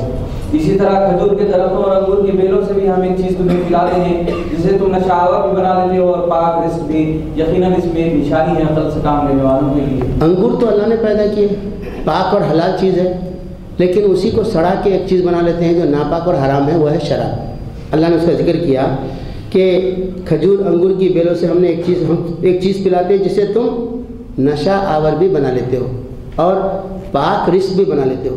شربت بنائے تو پاک رزق ہے، سڑا کے بنائے تو شراب حرام ہے۔ ایسے ہی کوئی چیز دنیا میں ایجاد ہوئی ہے، وہ ایک ہے ٹی وی ہے۔ ٹی وی کا استعمال اگر واقعی صحیح ہے کہ اسلامی حکومت ہے، چینل پورے اسلامی مزاج بنانے والے ہیں، اس کے ذریعے سے ہر چیز اسلام کے مزاج کو پیش کرنے والی ہے، تو وہ ٹی وی رکھنا غلط نہیں ہے، اس کا دیکھنا غلط نہیں ہے۔ آج جو ٹی وی بھی ہے وہ تو ایک آلہ ہے، اس کو چلانے کے جتنے اس کے اسٹیشنز ہیں، جتنے چینلز ہیں، وہ اسلام کے خلاف ہیں، بے حیائی کے ہیں یا برائی کے ہیں یا وقت کی بربادی کے ہیں، اس کے ذریعے سے پورا ذہن ہمارا شیطان کی تابعداری میں بن رہا ہے۔ تو ٹی وی فی نفس سے ہی حرام نہیں ہے، برا نہیں ہے، اس کا استعمال برا ہے۔ اچھا استعمال کرو تو ٹھیک جائز ہے، غلط استعمال کرو تو ناجائز ہے۔ جیسے انگور غلط نہیں ہے، کھجور غلط نہیں ہے، اس کو سڑا کے اگر بنا لیے تو اس کا شراب غلط ہے، یہ اس سے آپ کمپیئر کر سکتے ہیں۔ اور دیکھو تمہارے رب نے شہد کی مکھی پر یہ بات وحی کر دی کہ پہاڑوں میں اور درختوں میں اور ٹٹیوں پر چڑھائی ہوئی بیلوں میں اپنے چھتے بنا اور ہر طرح کے پھلوں کا رس چوس اور اپنے رب کی ہموار کی ہوئی راہوں پر چلتی رہے۔ اس مکھی کے اندر سے رنگ برنگ کا ایک شربت نکلتا ہے جس میں شفا ہے لوگوں کے لیے، یقیناً اس میں بھی ایک نشانی ہے ان لوگوں کے لیے جو غور و فکر کرتے ہیں۔ یہ بتائیے سیاست میں ایک یوٹیوب کے حوالے سے ایک نیوز آئی ہے کہ شہد کی مکھی کے پٹھے میں ایک مکھی کسی شراب کے برتن کے پاس جا کے بیٹھ گئی اور وہ شراب کو چوسی تھوڑا سا، تو اس پہ جو ہے انسان کی ایسی نشے کی کیفیت آ گئی۔ آپ لوگ بھی پڑھے ہوئے سیاست میں آئی تھی نیوز، تو وہ مکھی جب وہ پلٹ کے اپنے پٹھے میں آئی تو مکھیوں نے اس کی کیفیت کو دیکھ کے اس کو مار کے بھگا دیا، آنے نہیں دیا، بلکہ اس کو گرا کے اس کی ٹانگیں توڑ دی۔ تو اس واقعے کو جو ہے کسی نے جو ہے ویڈیو میں سیو کر کے یوٹیوب پر ڈال دیا ہے، وہاں پر موجود ہے۔ اس سے اللہ تعالیٰ نے یہاں جو فرمایا ہے کہ اس سے ایک شربت نکلتا ہے جس میں شفا ہے لوگوں کے لیے، تو کیسے اللہ تعالیٰ شہد کی حفاظت کرے وہ بھی اس واقعے سے معلوم ہوتا ہے۔ ہو سکتا ہے وہ ویڈیو والے پر اللہ بھیجے ہوں گے تاکہ دنیا کے سامنے جائے کہ شہد کیسی اچھی چیز ہے۔ اس سے ایک بات یہ معلوم ہے، آیت میں ایک جملہ ہے فصل کی سبل ربی کی ذللا، اپنے رب کی بنائی ہوئی راہ شاہراہ پر اس کے ساتھ چلتی رہے۔ کس کے ساتھ؟ ہموار کی ہوئی راہوں پر چلتی رہے اپنے رب کی۔ تو وہ راستہ جو اللہ کا بنایا ہوا اس کے لیے فطرت کا تھا، وہ شراب چکھنے کے بعد وہ راستے میں تبدیلی آ گئی اس کے، تو اللہ نے اس کو جو ہے اس کے چتھے سے ہٹا دیا اس کو۔ مخلوق پوری فطرت پہ چلتی ہے صاحب۔ آپ دیکھیے کوئی بیل سے جا کے خواہش پوری نہیں کرتا، انہیں گائے کے پاس جاتا انہیں۔ اس طرح سے تمام جانور، شیر جنگل میں رہتا ہے تو ملا تو شکار کر کے گوشت کھاتا مگر گھاس نہیں کھاتا، پھلا نہیں کھاتا۔ ہرن بارہ سنگر ہے تو گھاس کھاتے رہتے لیکن گوشت نہیں کھاتے، ہر چیز فطرت پہ چل رہی ہے۔ ایک انسان ہی ہے ایسا، یا اب یہ بھی کرتا نہیں تو وہ بھی کرتا، برا کام بھی کرتا۔ اس طرح سے انسان کو بہت زیادہ ضرورت ہے اس بات کی کہ خدا کی بتائی ہوئی رہنمائی میں زندگی گزارے، وہ نہ بھٹک جائے۔ شہد کی مکھی تو پھولوں پر ہی جاتی ہے، شہد کی مکھی پھولوں پر ہی جاتی ہے، وہاں سے لاتی ہے وہ شہد جو بنتا ہے۔ چلے گئی تھی ایک برتن کے پاس ہو سکتا ہے نہیں، لیکن غیر فطری بات وہ ہوئی ہے۔ نہیں، اب کیا ہے، میں تامل ناڈو میں جماعت اسلامی کا ایک اجتماع ہوا تھا کیرلا میں، تو وہاں پر اس میں ایک نمائش لگی تھی۔ اس نمائش میں جو ہے وہاں بریڈنگ ہوتی ہے، فارمنگ ہوتی ہے شہد کی، تو اس کی پورے اسٹال لگائے تھے۔ تو کیسے ہوتی ہے تو معلوم ہوا کہ پورے جالے والے ڈال کے مچھلیوں کے پٹھے پیدا کر کے مچھلیوں کو چھوڑتے ہیں، تو وہاں پر ان کی غذا کے لیے کچھ رس رکھتے ہیں، وہاں جھاڑا پھولا نہیں ہے، وہ چوسنے ہیں تو پھر اس کو اندر تلا اللہ تعالیٰ ان کے پیٹ میں کیا کرتا نہیں معلوم، اس کے بعد آ کے وہ پٹھوں میں ایسے شہد بنا دیتی ہے۔ تو وہ پینے کا پانی جس میں کچھ مادہ ڈالے ہیں، کچھ میٹھی ڈالے ہیں، تو صرف پھول ہی نہیں، جہاں بھی اس کی پسند کی کوئی چیز مل جائے تو شاید چستی ہوں گی۔ فارمنگ چل رہی ہے، وہ جو آپ بتائے ابھی وہ شہد اصلی نہیں ہے، یہ بولا، یہ پھولوں کا یہ بولیے، یہ بول سکتے آپ۔ جیسا اب ہمارے پاس مرغی ہے، مرغی جو ہے فطری طور پر ملتے تھے تو انڈا ہوتا تھا، پولٹری فارم کا آ رہا ہے، تو ویسا وہ بھی شہد میں کچھ فرق ہو گیا ہوں، مگر اللہ نے شہد تو بنایا تھا، اللہ نے شہد تو بنایا تھا مکھی کے اور پھول کے ذریعے۔ یہ بات آپ کی اور دیکھو اللہ نے تم کو پیدا کیا، پھر وہ تم کو موت دیتا ہے اور تم میں سے کوئی بدترین عمر کو پہنچا دیا جاتا ہے تاکہ سب کچھ جاننے کے بعد پھر کچھ نہ جانے۔ حق یہ ہے کہ اللہ ہی علم میں بھی کامل ہے اور قدرت میں بھی۔ اور دیکھو اللہ نے تم میں سے بعض پر رزق میں فضیلت عطا کی ہے کہ جن لوگوں کو یہ فضیلت دی گئی ہے وہ ایسے نہیں ہے کہ اپنا رزق اپنے غلاموں کی طرف پھیر دیا کرتے ہوں تاکہ دونوں اس رزق میں برابر کے حصے دار بن جائیں، تو کیا اللہ ہی کا احسان ماننے سے ان لوگوں کا انکار ہے؟ اور وہ اللہ ہی ہے جس نے تمہارے لیے تمہاری ہم جنس بیویاں بنائی اور اسی نے ان بیویوں سے تمہیں بیٹے پوتے عطا کیے اور اچھی اچھی چیزیں تمہیں کھانے کو دی۔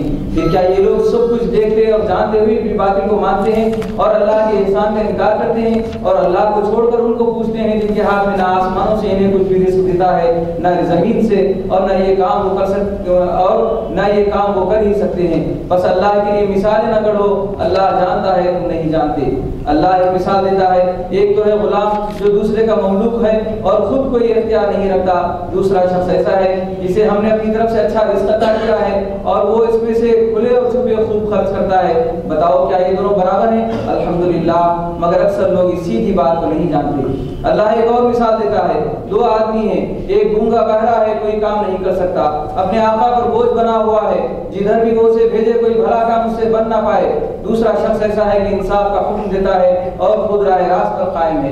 بتاؤ کیا یہ دونوں یکساں ہیں؟ اور زمین و آسمان کے پوشیدہ حقائق کا علم تو اللہ ہی کو ہے، اور قیامت کے برپا ہونے کا معاملہ کچھ دیر نہ لے گا مگر بس اتنی کہ جس میں آدمی کی پلک جھپک جائے، بلکہ اس سے بھی کچھ کم۔ حقیقت یہ ہے کہ اللہ سب کچھ کر سکتا ہے۔ اللہ نے تم کو تمہاری ماؤں کے پیٹوں سے نکالا اس حالت میں کہ تم کچھ نہ جانتے تھے، اس نے تمہیں کان دیے، آنکھیں دی اور سوچنے والے دل دیے اس لیے کہ تم شکر گزار بنو۔ کیا ان لوگوں نے کبھی پرندوں کو نہیں دیکھا کہ فضائے آسمانی میں کس طرح مسخر ہیں؟ اللہ کے سوا کس نے ان کو تھام رکھا ہے؟ اس میں بہت سی نشانیاں ہیں ان لوگوں کے لیے جو ایمان لاتے ہیں۔ یہ ایک گزر گئی آیت ذرا، اس میں اللہ تعالیٰ نے جو ہے اس کے کام کے بعد فرمایا کہ اللہ کے لیے مثالیں نہ گھڑو۔ ہمارے پاس جو مثال دیتے ہیں صاحب، بادشاہ کے پاس جانا ہے تو وزیر کے پاس جانا پڑتا، وزیر کے پاس جانا ہے تو چپڑاسی کے پاس جانا پڑتا، جج کے پاس جانا ہے تو وکیل کے پاس جانا تھا، وکیل کے پاس جانا ہے تو چپڑاسی کے پاس جانا پڑتا، اللہ کے پاس بھی جانا تھا، اللہ والوں کے پاس جانا پڑتا۔ تو اللہ کو بندوں کی مثالیں نہیں دینا، اللہ کو کسی اور مخلوق سے مثالیں نہیں دینا۔ اللہ عظیم ہے، اس کی قدرت غیر معمولی ہے، اور وہ براہ راست اس نے کہا کہ مجھے پکار میں تمہاری پکار سنتا ہوں۔ اللہ کے لیے مثالیں کسی بادشاہوں کی، راجوں مہاراجوں کے، نوابوں کی دینا نہایت ہی واہیات بات ہے۔ بے شک سننے اور جاننے والا، بلکہ بہت زیادہ سننے والا، بہت کچھ جاننے والا۔ اللہ نے تمہارے لیے تمہارے گھروں کو جائے سکون بنایا۔ یہ ابھی جو آخری آیت تھی، پرندوں کو نہیں دیکھتے کہ کس طرح اللہ نے فضائے آسمانی میں ان کو مسخر کر رکھا ہے، کس طرح اللہ کے سوا کون ان کو آخر تھام رکھا ہے۔ اس میں نشانیاں ہیں ان لوگوں کے لیے جو ایمان لاتے ہیں۔ پرندوں پر غور و فکر کر کے پلین بن گیا۔ کون کرے غور و فکر پلین بنانے کا؟ مسلمان ابتدائی کام کرے تھے، بعد میں آج پلین بنانے کا سب دوسرے لوگ کام کریں۔ تو اس طرح سے مخلوقات پہ غور و فکر کر کے بہت سی چیزیں ایجاد ہو رہی ہیں کہ اللہ نے کوئی چیز بنایا تو ویسی اس کے ماڈل میں بنا کے دوسری چیزیں۔ تو ہیکل سلیمانیہ کا کر رہے ہیں ابھی جی ہیکل سلیمانیہ، ہاں حدود کا وہ جو پرندہ جو ہے نا تخت لے کے آیا بی بی بلقیس کا، نہیں وہ ہدہد تھا وہ۔ جی ہاں، تو وہ اس طریقے سے آدمی کو بھی منتقل کرنا چاہ رہے ہیں سیکنڈوں میں ایک جگہ سے دوسری جگہ، تحقیق چل رہی پوری۔ اللہ نے تمہارے لیے تمہارے گھروں کو جائے سکون بنایا، اس نے جانوروں کی کھالوں سے تمہارے لیے ایسے مکان پیدا کیے جنہیں تم سفر اور قیام دونوں حالتوں میں ہلکا پاتے ہو۔ اس نے جانوروں کے صوف اور اون اور بالوں سے تمہارے لیے پہننے اور برتنے کی بہت سی چیزیں پیدا کر دی جو زندگی کی مدت مقرر تک تمہارے کام آتی ہیں۔ اس نے اپنی پیدا کی بھی بہت سی چیزوں سے تمہارے لیے سائے کا انتظام کیا، پہاڑوں میں تمہارے لیے پناہ گاہیں بنائی اور تمہیں ایسی پوشاکیں بخشی جو تمہیں گرمی سے بچاتی ہیں، اور کچھ دوسری پوشاکیں جو آپس کی جنگ میں تمہاری حفاظت کرتی ہیں۔ اس طرح وہ تم پر اپنی نعمتوں کی تکمیل کرتا ہے، شاید کہ تم فرما بردار بنو۔ اب اگر یہ لوگ منہ موڑتے ہیں تو اے نبی صلی اللہ علیہ وسلم تم پر صاف صاف پیغام حق پہنچا دینے کے سوا اور کوئی ذمہ داری نہیں ہے۔ یہ اللہ کے احسان کو پہچانتے ہیں پھر اس کا انکار کرتے ہیں، اور ان میں بیشتر لوگ ایسے ہیں جو حق ماننے کے لیے تیار نہیں ہیں۔ انہیں کچھ ہوش بھی ہے کہ اس روز کیا بنے گی جبکہ ہم ہر امت میں سے ایک گواہ کھڑا کریں گے، پھر کافروں کو نہ حجتیں پیش کرنے کا موقع دیا جائے گا، نہ ان سے توبہ استغفار ہی کا مطالبہ کیا جائے گا۔ ظالم لوگ جب ایک دفعہ عذاب دیکھ لیں گے تو اس کے بعد نہ ان کے عذاب میں کوئی تخفیف کی جائے گی اور نہ انہیں ایک لمحہ کی مہلت دی جائے گی۔ اور جب وہ لوگ جنہوں نے دنیا میں شرک کیا تھا اپنے ٹھہرائے ہوئے شریکوں کو دیکھیں گے تو کہیں گے اے پروردگار یہی ہیں ہمارے وہ شریک جنہیں ہم تجھے چھوڑ کر پکارا کرتے تھے۔ اس پر ان کے وہ معبود انہیں صاف جواب دیں گے کہ تم جھوٹے ہو۔ اس وقت یہ سب اللہ کے آگے جھک جائیں گے اور ان کی وہ ساری افترا برداریاں چکر ہو جائیں گی جو یہ دنیا میں کر رہے تھے۔ تو قیامت کے دن شرک جن کا کیا تھا، شریک جن کو کیے تھے، وہ معبود بھی وہاں اللہ کے پاس کھڑے ہوں گے دربار میں، اللہ تعالیٰ کے سامنے بولیں گے یا اللہ ہم ان کی عبادت کر کے پریشان ہو کے پھنس گئے۔ وہ بولیں گے اللہ ہماری عبادت نہیں کرتے جھوٹے۔ تو یہ ایسی بات چیت حشر کے میدان میں کون کریں گے؟ کیا لکڑی مٹی پتھر کے بے جان بت، بلکہ وہ ہستیاں کریں گی جو اصل میں انسان تھے یا جن تھے یا فرشتے تھے۔ ان کو جو لوگ خدا سمجھ کر عبادت کرے، چونکہ وہ میدان میں وہ بھی موجود ہوں گے، وہ انکار کریں گے۔ تو مکے کے مشرکوں کا جو شرک تھا وہ جاندار ہستیوں کے ساتھ شرک کرتے تھے۔ جن لوگوں نے خود کفر کی راہ اختیار کی اور دوسروں کو اللہ کی راہ سے روکا، انہیں ہم عذاب پر عذاب دیں گے اس فساد کے بدلے جو دنیا میں برپا کرتے رہے۔ اے نبی صلی اللہ علیہ وسلم انہیں اس دن سے خبردار کر دو جبکہ ہر امت میں خود اسی کے اندر سے ایک گواہ اٹھا کھڑا کریں گے جو اس کے مقابلے میں شہادت دے گا، اور ان لوگوں کے مقابلے میں شہادت دینے کے لیے ہم تمہیں لائیں گے، اور یہ اسی شہادت کی تیاری ہے کہ ہم نے ایک کتاب تم پر نازل کر دی ہے جو ہر چیز کی صاف صاف وضاحت کرنے والی ہے، اور ہدایت و رحمت اور بشارت ہے ان لوگوں کے لیے جنہوں نے سر تسلیم خم کر دیا ہے۔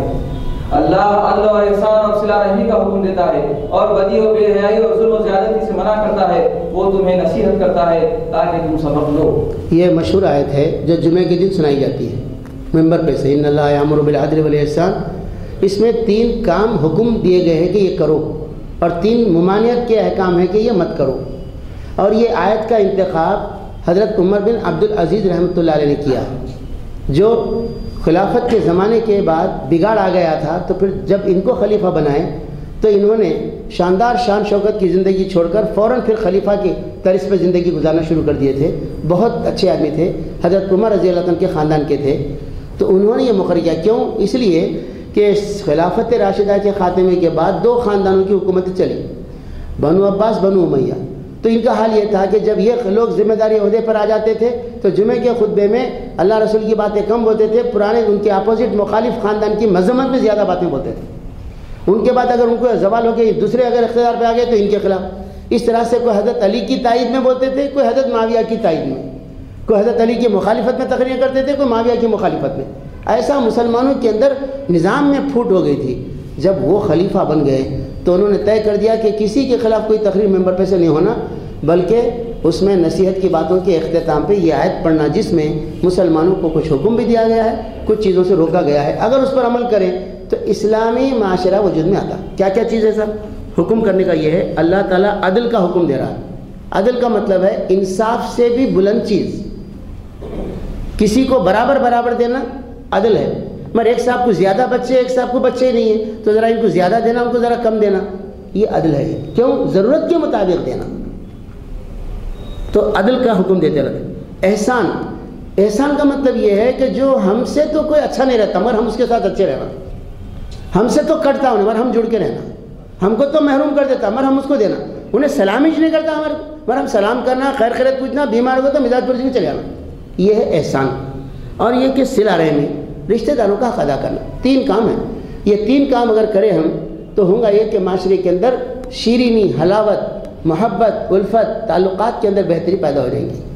مگر آج ہم رشتہ داروں کے ساتھ صلہ رحمی نہیں کر رہے، احسان اور انصاف بھی نہیں کر رہے، عدل بھی نہیں کر رہے۔ اس کے مقابلے میں جو نہیں کرنا ہے اللہ تعالیٰ منع کرتا ہے بدی سے، یعنی گناہ سے، ہر قسم کے گناہ، بے حیائی سے۔ آج بے حیائی تو فیشن ہے، بے حیائی ایسی چیز ہے کہ اگر کوئی آدمی بے حیائی کے کام نہیں کرا تو کیا داخیانوسی ہے بھائی ان کے بچے یہاں، یہ دیکھو یہ لمبا برقع پہن لے کے ایسا کرتے رہتے سر۔ تو بے حیائی آج فیشن بن گئی، اللہ نے منع کیا بے حیائی سے، بدی بے حیائی۔ اس کے بعد ظلم زیادتی سے اللہ نے منع کیا ہے، ہر قسم کا ظلم زیادتی، ہر قسم کے گناہ، ہر قسم کی بے حیائی، یہ 3 چیزیں چھوڑنے کی ہیں اور 3 چیزیں پکڑنے کی ہیں، عدل، احسان، صلہ رحمی۔ اگر یہ 6 باتوں پر ہم عمل کریں ہمارے معاشرے کے اندر اسلامی نظام کی طرح سے بہتری پیدا ہو جائے گی۔ بغیر خلافت کے بھی ہمارے معاشرے کے اندر ایسا نظام آ جائے گا کہ لوگ دیکھیں گے تو گھر کرایہ کا ڈھونڈنے آ جائیں گے وہاں پر، کیا اچھی بستی ہے سب مسلمانوں کی، یہ کوئی ظلم نہیں ہوتا، ناانصافی نہیں ہوتی، اور یہاں جو ہے کوئی کسی کے خلاف نہیں رہتا، آپس میں بڑے شیر شکر رہتے ہیں۔ لیکن افسوس ہے ہمارے معاشرے کے اندر ہمارے جو محلے ہیں غیروں کے محلوں سے زیادہ بدی کے، برائی کے اڈے ہیں ہمارے۔ اللہ بچائے ہم کو ان احکام پر عمل کی توفیق دے۔ اللہ کی عہد کو پورا کرو جبکہ تم نے اس سے کوئی عہد مانگا ہو، اور اپنی قسمیں پختہ کرنے کے بعد توڑ نہ ڈالو جبکہ تم اللہ کو اپنے اوپر گواہ بنا چکے ہو۔ اللہ تمہارے سب افعال سے باخبر ہے۔ تمہاری حالت اس عورت کی سی نہ ہو جائے جس نے اپنی ہی محنت سے سود کاٹا اور پھر آ کے اسے ٹکڑے ٹکڑے کر ڈالا۔ تم اپنی خصموں کو آپس کی معاملات میں مکر و فریب کا ہتھیار بناتے ہو تاکہ ایک قوم دوسری قوم سے بڑھ کر فائدے حاصل کرے، حالانکہ اللہ اس عہد و پیمان کے ذریعے سے تم کو آزمائش میں ڈالتا ہے، اور ضرور وہ قیامت کے روز تمہارے تمام اختلافات کی حقیقت تم پر کھول دے گا۔ اگر اللہ کی مشیت یہ ہوتی کہ تم میں کوئی اختلاف نہ ہو تو وہ تم سب کو ایک ہی امت بنا دیتا، مگر وہ جسے چاہتا ہے گمراہی میں ڈالتا ہے اور جسے چاہتا ہے راہ راست دکھا دیتا ہے، اور ضرور تم سے تمہارے اعمال کی بات کچھ کھو کر رہے گی۔ اور اے مسلمانوں، تم اپنی خصموں کو آپس میں ایک دوسرے کو دھوکہ دینے کا ذریعہ نہ بنا لینا، کہیں ایسا نہ ہو کہ کوئی قدم جمنے کے بعد اکھڑ جائے اور تم اس جرم کی پاداش میں کہ تم نے لوگوں کو اللہ کی راہ سے روکا برا نتیجہ دے کر اور سزا بھگتو۔ اللہ کے عہد کو تھوڑے سے فائدے کے بدلے نہ بیچ ڈالو، اور جو کچھ اللہ کے پاس ہے وہ تمہارے لیے زیادہ بہتر ہے اگر تم جانو۔ جو کچھ تمہارے پاس ہے وہ خرچ ہو جانے والا ہے، اور جو کچھ اللہ کے پاس ہے وہی باقی رہنے والا ہے۔ اور ہم ضرور صبر سے کام لینے والوں کو ان کے اجر کے اور صبر سے کام لینے والوں کو ان کے اجر ان کے بہترین اعمال کے مطابق دیں گے۔ جو شخص بھی نیک عمل کرے گا خواہ وہ مرد ہو یا عورت، بشرط یہ کہ وہ مومن ہو، اسے ہم دنیا میں پاکیزہ زندگی بسر کرائیں گے، اور آخرت میں ایسے لوگوں کو ان کے اجر ان کے بہترین اعمال کے مطابق بخشیں گے۔ کہ جب تم قرآن پڑھنے لگو تو شیطان رجیم سے خدا کی پناہ مانگ لیا کرو، اسے ان لوگوں پر تسلط حاصل نہیں ہوتا جو ایمان لاتے اور اپنے رب پر بھروسہ کرتے ہیں، اس کا زور تو انہی لوگوں پر چلتا ہے جو اس کو اپنا سرپرست بناتے اور اس کے بہکانے سے شرک کرتے ہیں۔ جب ہم ایک آیت کی جگہ دوسری آیت نازل کرتے ہیں اور اللہ بہتر جانتا ہے کہ وہ کیا نازل کرے، تو یہ لوگ کہتے ہیں کہ تم یہ قرآن خود گھڑتے ہو۔ اصل بات یہ ہے کہ ان میں سے اکثر لوگ حقیقت سے ناواقف ہیں۔ ان سے کہو کہ اسے تو روح القدس نے ٹھیک میرے رب کی طرف سے بتدریج نازل کیا ہے تاکہ ایمان لانے والوں کے ایمان کو پختہ کرے اور فرما برداروں کو زندگی کے معاملات میں سیدھی راہ بتائے اور انہیں فلاح و سعادت کی خوشخبری دے۔ ہمیں معلوم ہے یہ لوگ تمہارے متعلق کہتے ہیں کہ اس شخص کو ایک آدمی سکھاتا پڑھاتا ہے، حالانکہ ان کا اشارہ جس آدمی کی طرف ہے اس کی زبان عجمی ہے اور یہ صاف عربی زبان ہے۔ حقیقت یہ ہے کہ جو لوگ اللہ کی آیات کو نہیں مانتے اللہ کبھی ان کو صحیح بات تک پہنچنے کی توفیق نہیں دیتا، اور ایسے لوگوں کے لیے دردناک عذاب ہے۔ جھوٹی باتیں نبی نہیں گھڑتا بلکہ جھوٹ وہ لوگ گھڑ رہے ہیں جو اللہ کی آیات کو نہیں مانتے، وہی حقیقت میں جھوٹے ہیں۔ جو شخص ایمان لانے کے بعد کفر کرے وہ اگر مجبور کیا گیا ہو اور دل اس کا ایمان پر مطمئن ہو تب تو خیر، مگر جس نے دل کی رضامندی سے کفر کو قبول کر لیا اس پر اللہ کا غضب ہے اور ایسے سب لوگوں کے لیے بڑا عذاب ہے۔ یہ اس لیے کہ انہوں نے آخرت کے مقابلے میں دنیا کی زندگی کو پسند کر لیا، اور اللہ کا قاعدہ ہے کہ وہ ان لوگوں کو راہ نجات نہیں دکھاتا جو اس کی نعمت کا کفران کرے۔ یہ وہ لوگ ہیں جن کے دلوں اور کانوں اور آنکھوں پر اللہ نے مہر لگا دی ہے، اور جملہ یہ غفلت میں ڈوب چکے ہیں، ضرور ہے کہ آخرت میں یہی خسارے میں رہیں۔ یہ حضور صلی اللہ علیہ وسلم کے زمانے میں ایمان لانے کے نتیجے میں ستائے جا رہے تھے لوگ، ناقابل برداشت تکلیف پر بعض لوگ ایسے تھے جو کلمہ کفر بول کے جان بچا کے آ رہے تھے، تو اللہ تعالیٰ ایسے لوگوں کے لیے معافی کی اطلاع دے دیے، اعلان کر دیے کہ دل سے ایمان پر مطمئن ہیں، جان بچانے کی خاطر کچھ ایسے جملے بول دیے ہیں تو اللہ معاف کرنے والا ہے، لیکن دل سے کوئی کفر قبول کر لے اپنے خواہش کے پورے کرنے کے لیے تو پھر ایسے لوگوں کے لیے کیا ہے؟ جس نے دل کی رضامندی سے کفر کو قبول کر لیا تو اللہ کا غضب ہے، بڑا عذاب ہے۔ آج یہ معاملہ کوئی بچی کوئی بچہ عشق کر لیے تو وہ لوگ کفر کو دل سے قبول کر کے شادی کر رہے ہیں۔ منصف اخبار میں آیا کہ پچھلے سال کوئی بڑے کروڑپتی خاندان کی بچی، اس کو پڑھانے کے لیے ٹیوشن پڑھانے کے لیے ایک پی ایچ ڈی کوئی آتا تھا ان کے گھر میں، مگر وہ موچی کے خاندان کا تھا، اس سے اس کا عشق ہو گیا، عمر میں کافی فرق تھا، بچی بولے میں اس سے شادی کرتی ہوں، اور وہ بھی اس کا مذہب قبول کرنا پڑتا بول دیا انہیں، وہ اس کے لیے تیار ہو گئے، تو یہ اماں بابا پوری اس شادی میں شریک رہے جو کافروں کے طریقے پر انجام پائی۔ ایسے واقعات حیدرآباد میں بہت سے ہو رہے ہیں کہ ماں باپ کی نہیں چل رہی، بچے بچیاں پڑھنے کے بعد اپنے آپ کو قابل سمجھ رہے ہیں، اپنے خوشی سے کفر قبول کر کے آریہ سماج مندروں میں جا کے وہاں نکاح پڑھا رہے ہیں، ان کے شادیاں کرا رہے ہیں۔ اللہ تعالیٰ فرما رہے ہیں جو کفر کو قبول کرے اپنے مرضی سے دردناک عذاب ہے ان کے لیے، اللہ کا غضب ہے ان کے اوپر، اللہ بچائے اس سے۔ فرما رہے غفلت میں ڈوب چکے ہیں، اللہ نے ان کے دل پہ مہر بھی لگا دی ہے، کیوں؟ سمجھانے کے باوجود نہیں سمجھ رہے تو دل کا دروازہ اللہ بند کر دیا۔ یہ کل جو آپ بتائے تھے کل یا پرسوں ہماری مہم کے سلسلے میں کاروان اصلاح معاشرہ کی مہم کی خاص بات یہ ہے کہ یہ جو باتیں سن رہے ہیں اس وقت آپ لوگ جو بیٹھے ہوئے ہیں، ہم لوگ جو یہاں پر آئے ہیں اللہ کی توفیق سے مسجد میں آئے، یہ باتیں ہم لوگ سن رہے ہیں۔ بہت سے لوگ ہیں جن کو توفیق نہیں ہوئی ہوٹل میں بیٹھے ہوئے ہیں، کاروان اصلاح معاشرہ کے ذریعے سے ہم ہوٹل کے سامنے جا کے جب بات کرتے ہیں تو ایسے لوگ جو مسجد میں آنے کی جن کو توفیق نہیں ہوتی ان تک بات پہنچتی، وہ لڑکیاں جو گھروں میں بیٹھی رہتی کہیں اجتماع میں نہیں آتی، ان کو کوئی بات سننے کی موقع نہیں ملتا، کاروان اصلاح معاشرہ کے ذریعے ان کے گھروں میں ان کے کانوں تک جو ہے بات پہنچانے کا فریضہ انجام دیا جاتا ہے۔ اس لیے آپ لوگوں سے ایک گزارش ہے کہ آپ کے اپنے محلوں میں جہاں کہیں آپ لوگ مدد کر سکتے ہیں، اس کاروان کو بلا کر کے آپ کی مقامی ہونے کی وجہ سے ہم کو تھوڑی مدد مل سکتی ہے، اس کاروان کے کام میں مدد بٹائیں، یہ بہت ضروری اور اہم ترین کام ہے۔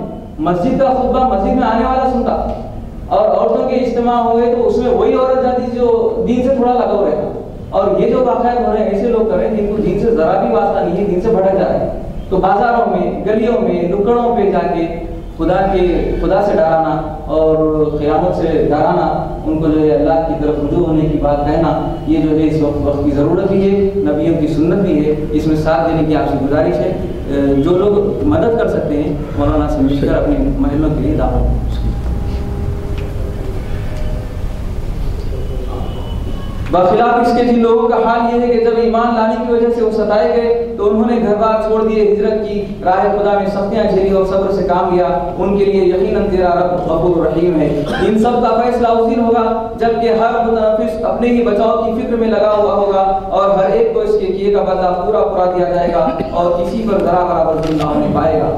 اللہ ایک بستی کی مثال دیتا ہے، وہ امن و اطمینان کی زندگی بسر کر رہی تھی اور ہر طرف سے اس کو بفراغت رزق پہنچ رہا تھا کہ اس نے اللہ کی نعمتوں کا کفران شروع کر دیا، تب اللہ نے اس کے باشندوں کو ان کے کرتوتوں کا یہ مزہ چکھایا کہ بھوک اور خوف کی مصیبتیں ان پر چھا گئیں۔ ان کے پاس ان کی اپنی قوم میں سے ایک رسول آیا مگر انہوں نے اس کو جھٹلا دیا، آخر کار عذاب نے ان کو آ لیا جبکہ وہ ظالم ہو چکے تھے۔ بس اے لوگو، اللہ نے جو کچھ حلال اور پاک رزق تم کو بخشا ہے اسے کھاؤ اور اللہ کے احسان کا شکر ادا کرو، اگر تم واقعی اسی کی بندگی کرنے والے ہو۔ اللہ نے جو کچھ تم پر حرام کیا ہے وہ ہے مردار اور خون اور سور کا گوشت اور وہ جانور جس پر اللہ کے سوا کسی اور کا نام لیا گیا ہو۔ البتہ بھوک سے مجبور اور بے قرار ہو کر اگر کوئی ان چیزوں کو کھا لے بغیر اس کے کہ وہ قانون الہی کی خلاف ورزی کا خواہش مند ہو یا حد ضرورت سے تجاوز کا مرتکب ہو تو یقیناً اللہ معاف کرنے والا اور رحم فرمانے والا ہے۔ اور یہ جو تمہاری زبانیں جھوٹے احکام لگایا کرتی ہیں کہ یہ چیز حلال ہے اور وہ حرام، تو اس طرح کے حکم لگا کر اللہ پر جھوٹ نہ باندھو۔ جو لوگ اللہ پر جھوٹے افطرا باندھتے ہیں وہ ہرگز فلاح نہیں پایا کرتے۔ دنیا کا عیش چند روزہ ہے، آخرکار ان کے لیے دردناک سزا ہے۔ وہ چیزیں ہم نے خاص طور پر یہودیوں کے لیے حرام کی تھی جن کا ذکر اس سے پہلے ہم تم سے کر چکے ہیں، اور یہ ان پر ہمارا ظلم نہ تھا بلکہ ان کا اپنا ہی ظلم تھا جو اپنے اوپر کر رہے تھے۔ البتہ جن لوگوں نے جہالت کی بنا پر برا عمل کیا اور پھر توبہ کر کے اپنے عمل کی اصلاح کر لی تو یقیناً توبہ اور اصلاح کے بعد تیرا رب ان کے لیے غفور الرحیم ہے۔ واقعہ یہ ہے کہ ابراہیم کی ذات سے ایک پوری امت تھا، اللہ کا مطیع فرمان اور یکسو، وہ کبھی مشرک نہ تھا، اللہ کی نعمتوں کا شکر ادا کرنے والا تھا۔ اللہ نے اس کو منتخب کر لیا اور سیدھا راستہ دکھایا، دنیا میں اس کو بھلائی دی اور آخرت میں وہ یقیناً صالحین میں سے ہوگا۔ پھر ہم نے تمہاری طرف یہ وحی بھیجی کہ یکسو ہو کر ابراہیم کے طریقے پر چلو، اور وہ مشرکوں میں سے نہ تھا۔ رہا سب تو وہ ہم نے ان لوگوں پر مسلط کیا تھا جنہوں نے اس کے احکام میں اختلاف کیا، اور یقیناً تیرا رب قیامت کے روز ان سب باتوں کا فیصلہ کر دے گا جن کو وہ اختلاف کرتے رہے ہیں۔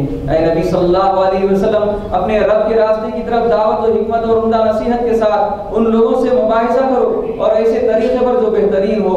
تمہارا رب ہی زیادہ بہتر جانتا ہے کہ کون اس کی راہ سے بھٹکا ہوا ہے اور کون راہ راست پر ہے۔ اور اگر تم لوگ بدل ہو تو بس اسی قدر لو جس قدر تم پر زیادتی کی گئی ہو، لیکن اگر صبر کرو تو یقیناً صبر کرنے والوں ہی کے حق میں بہتر ہے۔ اے نبی صلی اللہ علیہ وسلم، صبر سے کام کیے جاؤ اور تمہارا یہ صبر اللہ ہی کی توفیق سے ہے۔ ان لوگوں کی حرکات پر رحم نہ کرو اور نہ ان کی چال بازیوں پر دل تنگ ہو۔ اللہ ان لوگوں کے ساتھ ہے جو تقویٰ سے کام لیتے ہیں اور احسان پر عمل کرتے ہیں۔ اللہ تعالیٰ ہمیں ان احکام میں جو باتیں بیان کی گئی، احکام دیے ہیں، اس پر عمل کی توفیق عطا فرمائے۔ آپ لوگوں سے ایک بات پوچھنا چاہتا ہوں میں، کاروان اصلاح معاشرہ ایک گاڑی بنا کے محلوں میں جا کے اور لوگوں کو متوجہ کرنے کے لیے آخرت کی ایک نظم سنا کے یا حضور کی ایک نعت سنا کے جمع کر کے قیامت کی نشانیاں بتا کے موجودہ حالات پہ تبصرہ کر کے مسلمانوں کو کرنے کا کیا کام ہے اس کا پیغام سنا رہے ہیں۔ ہر جگہ گلی گلی میں جا کے 20-20 منٹ کا ایک پروگرام ہم چلاتے ہیں۔ اس میں آپ میں سے کتنے لوگ وہ پروگرام کہیں سنے؟ ذرا ہاتھ اٹھاتے کیا؟ ہاں، بہت تھوڑے لوگ سنے تھا مثلا۔ تو آپ لوگوں کو جب تک وہ پروگرام نہیں دیکھے اس کی اہمیت نہیں سمجھ میں آتی۔ انشاءاللہ اس رمضان میں ایک پروگرام ہم یہاں درگاہ کے پاس آپ کو کر کے بتائیں گے تو آپ کو معلوم ہوگا کہ یہ کتنی اہمیت کا کام ہے اور آج شہر میں اس کی کتنی ضرورت ہے۔ ہم لوگ 8 مہینے لگاتار وہ کام کریں، حالانکہ 1 سال سے زیادہ شروع ہو کے بیچ میں گیپ آتے گیا۔ اب تقریباً 2 مہینے سے تو ہمارا کام بند ہے، رمضان میں تو کر بھی نہیں سکتے۔ رمضان ختم ہونے کے بعد انشاءاللہ ہم اس کو پھر شروع کریں گے۔ تو ہمارے 10 ساتھی ہیں، بزرگاں جو بیٹھے خود عارفین بھائی بھی، تو 10 ہمارے ساتھی ہیں جس میں 3 نوجوان ہیں، باقی سب بڑی عمر کے لوگ ہیں۔ یہ سب ہم لوگ عصر کی نماز یہاں پڑھ کے نکلتے ہیں، جس جگہ بھی جانا ہے۔ بعض اوقات راستے میں جا کے وہاں پڑھتے نماز، اور وہاں جس بستی میں جانا ہے پہلے سے وہاں کون سی گلی میں کدھر جانا ہے دیکھ کے، تو عصر سے لے کے مغرب تک 2 پروگرام کرتے، مغرب سے لے کے عشاء تک 2 پروگرام، بس یہ 4 پروگرام کرنے کے بعد واپس آ جاتے ہیں ہم۔ تو یہ 4 پروگرام میں چاہے نہ چاہے عورتیں، مرد، بچے، جاہل، عالم، ہر قسم کے لوگ وہ کانٹیکٹ میں آ جاتے ہیں، اور ایسا محسوس ہوتا کہ جو باتیں ہم وہاں بیان کرتے ہیں عام لوگوں کو کبھی سنا ہی نہیں وہ لوگ۔ مسجدوں میں تو روز سنتے رہتے ہیں ہم لوگ ایسی باتیں۔ تو کام کی بہت اہمیت ہے، اس لیے اس کام میں آپ لوگوں کو حصہ لینا چاہیے۔ جیسا کہ آپ بتائیں انشاءاللہ ایک وقت اس کا مظاہرہ ایک آدھ جگہ بتا دیں انشاءاللہ۔ یہ قرآن مجید اردو ترجمے والی بھی اور انگریزی رومن، پھر انگریزی ٹرانسلیشن والی بھی آ گئی ہے آج، جن کو ہونا ہے خرید لیجیے۔ الحمدللہ رب العالمین، الصلاۃ والسلام علی رسول الامین۔ اللہم ارنا الحق حقا وارزقنا اتباعہ وارنا الباطل باطلا وارزقنا اجتنابہ۔ اللہم من احییتہ منا فاحیہ علی الاسلام ومن توفیتہ منا فتوفہ علی الایمان۔ اے اللہ، آپ کے احکامات پر چلنے والا، آپ کے منع کی چیزوں سے بچنے والا ہم کو بنا دیجیے، ہمارے اندر تقویٰ پیدا کر دیجیے، ہمیں جہنم کے عذاب سے بچائیے۔ اللہ محمد صلی اللہ علیہ وسلم نے جس چیز کی وضاحت کر دی ہے اس کو دل سے قبول کرنے والا بنا دیجیے۔ اے اللہ مسلمانوں کے عام حالات پہ رحم فرمائیے، دین کی طرف رجوع کی توفیق عطا فرمائیے۔ مظلوم مسلمان دنیا کے جس خطے میں بھی ہیں اللہ ان کی نصرت فرمائیے، جان مال عزت آبرو کی حفاظت فرمائیے۔ اے اللہ ان کی دستگیری فرمائیے۔ سبحان ربک رب العزت عما یصفون، سلام علی المرسلین، الحمد للہ۔ یہ ہمارے مسجد کے پڑوس میں ایک صاحب ہیں، ان کے خاندان میں کوئی بہت بیمار ہو گئے صاحب یا صاحبہ، ان کی خواہش ہے کہ ان کے لیے دعا کرے صحت کی، بالکل پڑوسی ہیں۔ اللہ تعالیٰ جن لوگوں نے ہم سے کہا دعاؤں کے لیے، اے اللہ ان کی مشکلوں کو آسان کیجیے، بیماریوں کو دور کر دیجیے، عافیت اور صحت عطا فرمائیے۔ اسی طرح سے ہمارے ایک دوست ہیں ٹولی چوکی کے قریب رہتے ہیں سہارنپور کالونی میں، وہ بھی ایک شدید بیمار ہیں، اللہ تعالیٰ ان کو صحت دے، عافیت دے، ان کی تکلیف دور کر دے۔